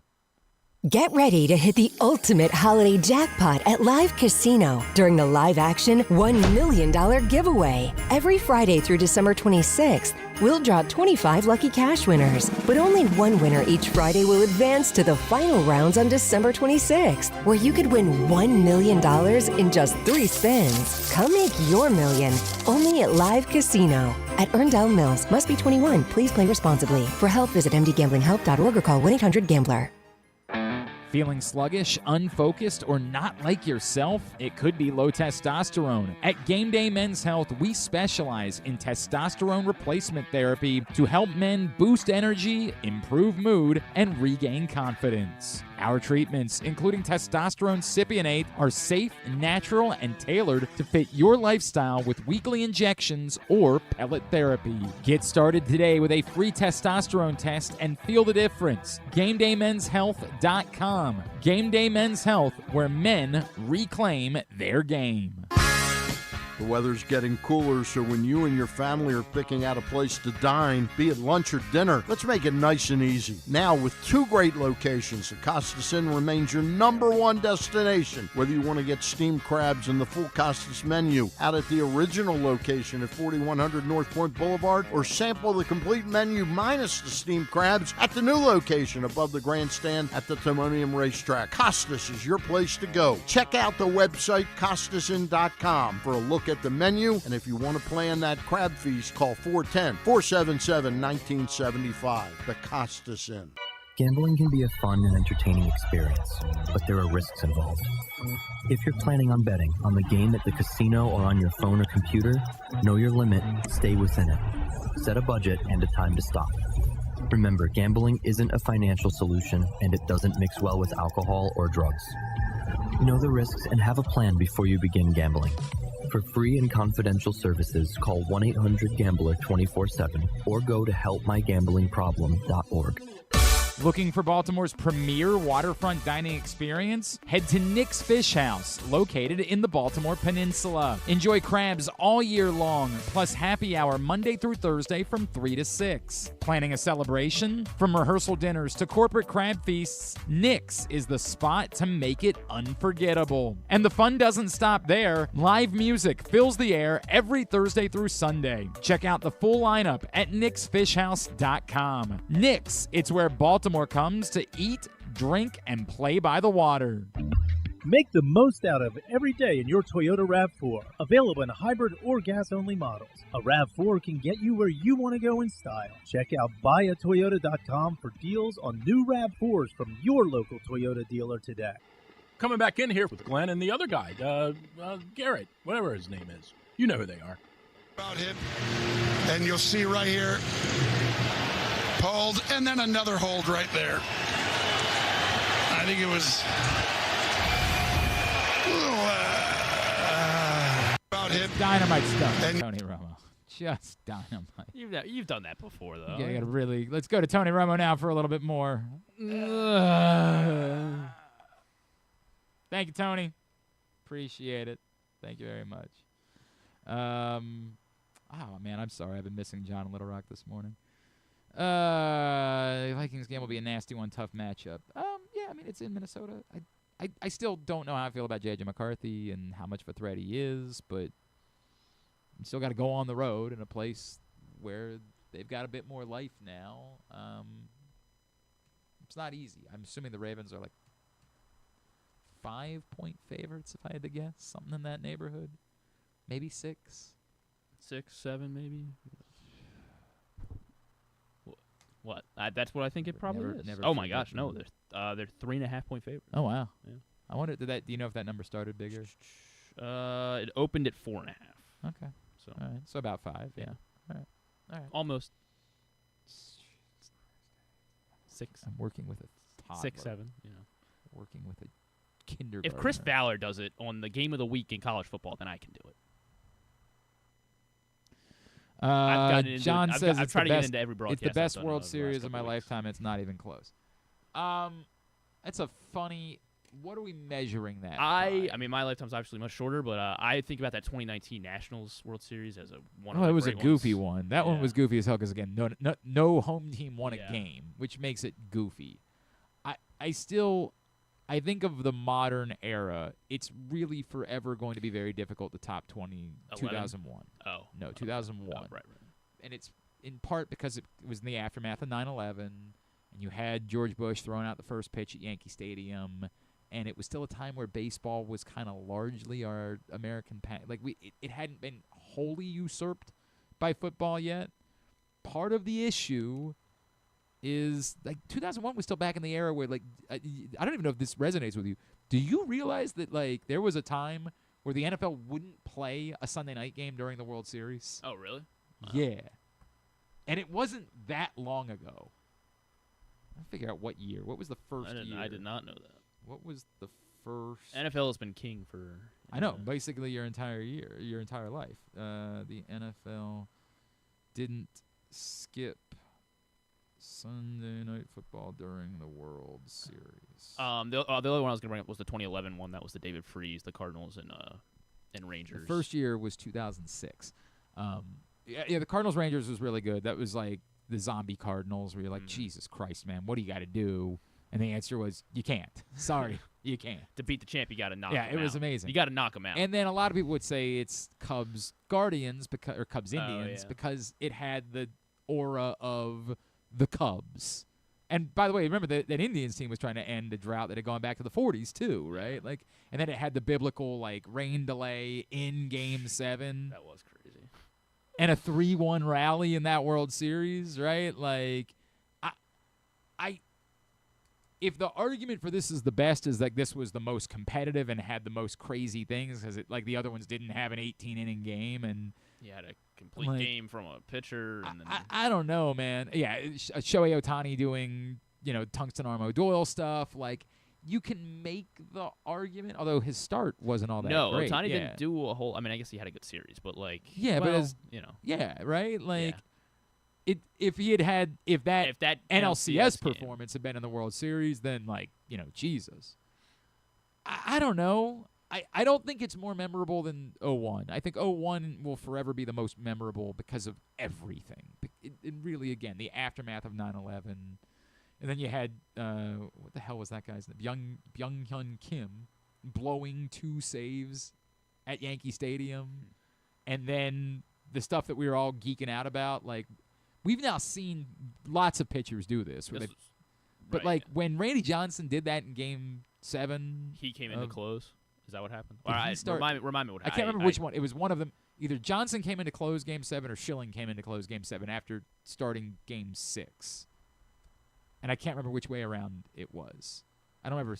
I think one of them started. Schilling might have started Game. Ooh, that was a good logo too. For the Diamond. That was when they were doing the teal. Yeah, it was a good. No, I mean, literally the world, the world where it just said the World Series logo. Back when they cared. That's what I. Trying to talk about the quality of the World Series. Look at this. I mean, come on. That's great. It is a good-looking logo. Actually, it kind of looks like those futuristic uniforms they tried wearing when Albert Bell refused to take first base when he got hit by a pitch. So I'm not sure how I feel about it. Game 7. Obviously, the D-backs had a great uniform. Thank you.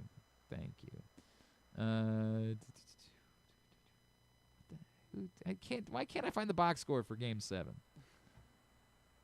There it is. There it is. Yes, Randy Johnson came in to finish, got the last 4 outs against the Yankees and Luis Gonzalez, and it had a walk-off because Luis Gonzalez had a walk-off base hit to win it for the Yankees off of.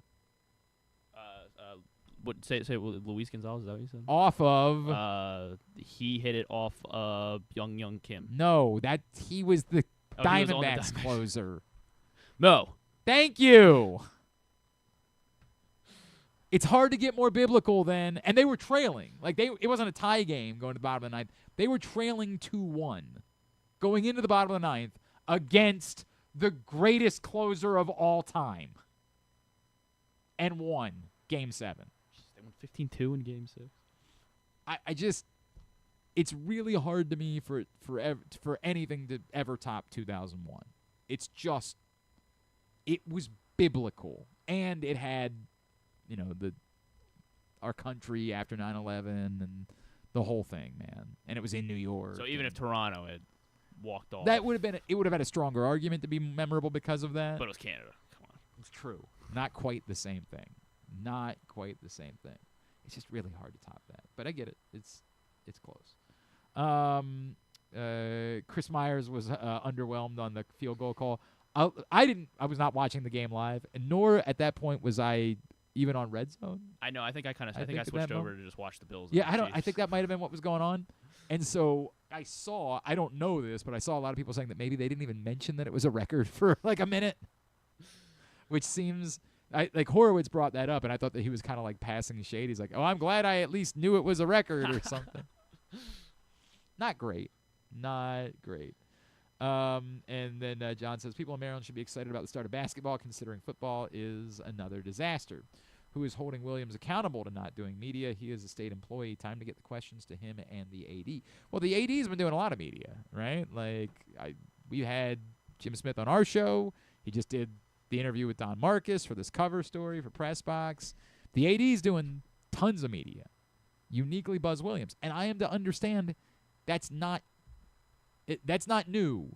That Maryland knew what they were getting when they hired Buzz Williams. That this is kind of his deal. It's kind of his story. But he has done lots of national interviews. I think he just did one with John Fanta the other day, if I remember correctly. Sounds right. Yeah. He's done plenty of national interviews. He just doesn't do many local interviews. That's his business. I can't change it. I think it's a mistake, but he makes lots of money, and I sit here and also make sometimes I make money, sometimes by accident. So what do I do? But I disagree with that thought process, and I'm with you, John. All right, let's get a tidbit. Tidbit is brought to you today by Project Game Day. We're back this Sunday. Immediately following Ravens-Vikings, come hang out with us, PressBoxOnline.com/GameDay. Myself, Rita, KZ, Stecca, Griffin, and former Ravens linebacker Tyus Bowser make up the crew. I think Rita's going to be at the game this week. So come hang out with us immediately following the game. PressBoxOnline.com/GameDay. All brought to you by Game Day Men's Health, as well as 1-800-GAMBLER, HelpMyGamblingProblem.org, Costa Sin, and Live Casino and Hotel. You think when you score 38 points in a football game, probably win? Well, unless you're the Cincinnati Bengals. Over the last 3 seasons, teams not named the Cincinnati Bengals, yeah. 87, 6, and 2 when they score 38 points. Pretty good. Yeah. The Cincinnati Bengals, 1 and 4. Well, hey, they got one, though. They did get one. Did get that one. And then, you alluded to it, Josh Allen with his 8th season. So is that every year? Yeah, is that every year then? 8th season of 6 rushing touchdowns. Yeah, 2018. 18, 19, 20, 21, 22, 23, 24, 25, yeah. Every single year, he scores 6 rushing touchdowns. He's up to 7 now because he had 2 yesterday. He became the 14th man to do this. 7 rushing touchdowns? With 6. With 6. There are 8 guys that have done it for for 9 or more seasons. Or do you want to try to name all 14 here? Whatever. All right, name all 14. So 13 others. LaDainian Tomlinson. LT, 10 seasons. Tied for the second most. How about Jim Brown. Jim Brown, he's done it 9 times, yes. 9 such seasons. Walter Payton. Walter Payton tied for the most, 11 seasons with 6 rushing touchdowns for Walter Payton. Emmitt Smith. Emmitt Smith, also 11. Those are 1 and 2. Frank Gore.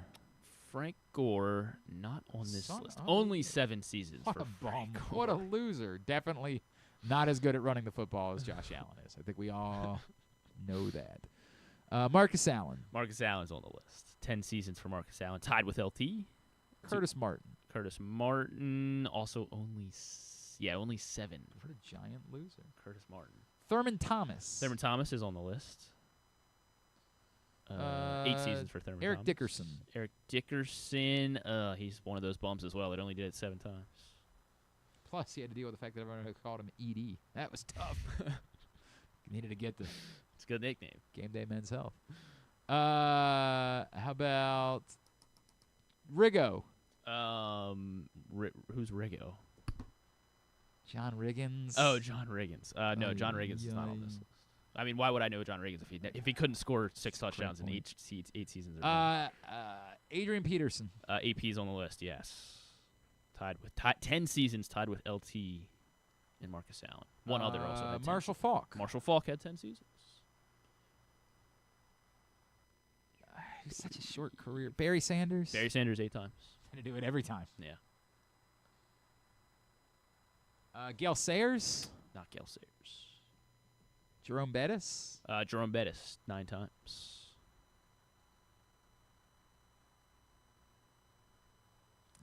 It's not Lenny Moore. He didn't do it long enough.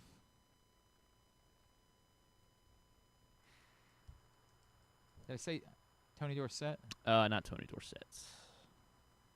Tony Dorsett only 7 times. Franco Harris. No Franco. Fred Taylor. No Fred Taylor. Getting into I got 3 more to get. Yeah. 2, 3 more. 1 still active. One still active. Oh, Derrick Henry. Yeah. Derrick Henry's done it 8 times. Should be 9 by the end of the season, I would think. You would think. Proctor got 1 correct. Who did he He get? guessed Marshawn Lynch. Oh, damn. Marshawn Lynch is on this that list. Would not have been a guess of mine.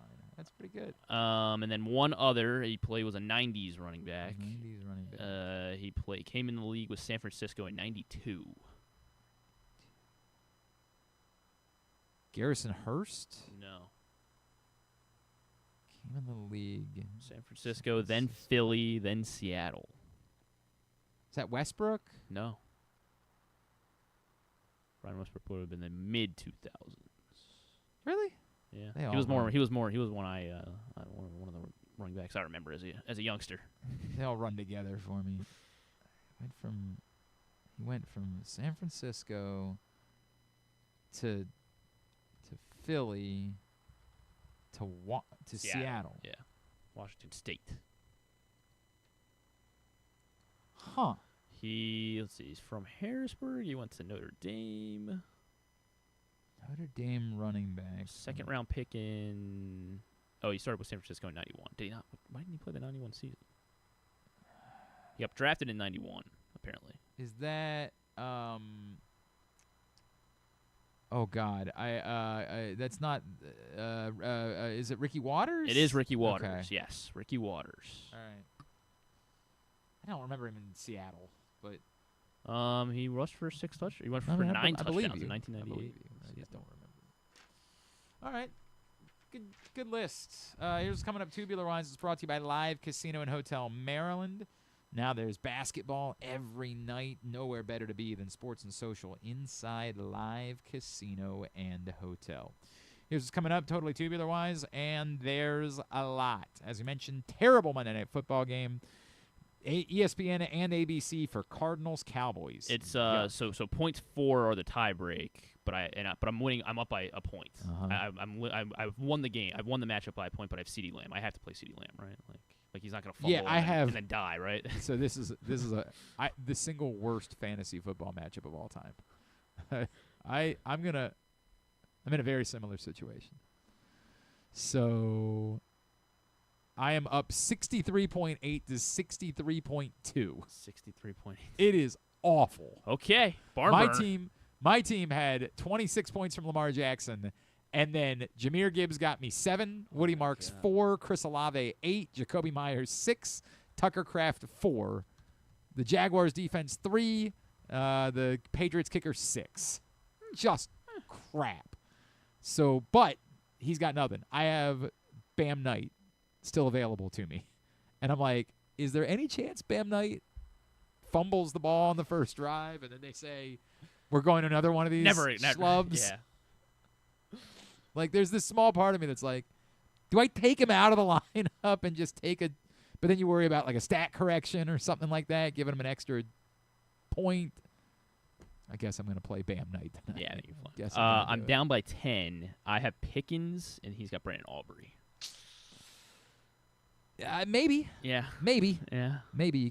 You better hope CeeDee Lamb doesn't do anything I guess tonight, so, yeah. actually, in hindsight. All right. Yeah, it's tonight, 8:15, ESPN and ABC. There's a Manning cast on ESPN, too. Coppin State, Maryland, as mentioned, 6:30 on Big Ten Network. And then in KZ's, the tight end premium league, Uh-huh. I was planning to start Colston Loveland all week. Way to go. And then I saw Cole Kmet was coming back, and then he got injured in the first quarter anyway. So I took Colston Loveland out and played Kenneth Gainwell. Worth it. Monumental 2 is where you'll find Loyola Towson, 9 o'clock afterwards. Both those games at CFG Bank Arena. Maryland women host Loyola at 7 on Big Ten Network Plus. Morgan's at Georgetown tonight at 6:30 on ESPN Plus. Navy's at Presbyterian at 7 on ESPN Plus. And then the big game tonight would be TNT and True TV, Florida, Arizona at 7 from Las Vegas. Everything else, find at glennclarkradio.com. Non-sports. No, not a whole lot. St. Dennis Medical Season 2. I do like that show. Yes. I'm a fan. NBC tonight. This is why you got to rush out. I'd say I'm a fan. It's watchable. It's agreeable. So I assume this is why you're rushing out of here. Fallon's going to have they're going to reveal the People's Sexiest Man Alive tonight on Fallon. I do need to get on that plane. Yeah. God. Yeah. Alongside the winner of On Brand with Jimmy Fallon as well. So. I hate it here. What? I hate it here. There's a new show called Crutch on Paramount Plus as well, which is apparently a spin-off from The Neighborhood, but Tracy Morgan is the star of I don't know anything about The Neighborhood, but Tracy Morgan. I don't know anything about The Neighborhood either. But Tracy Morgan, Maybe. it's a sitcom, takes place in Harlem, and maybe Tracy Morgan. That's all I can give you is a maybe.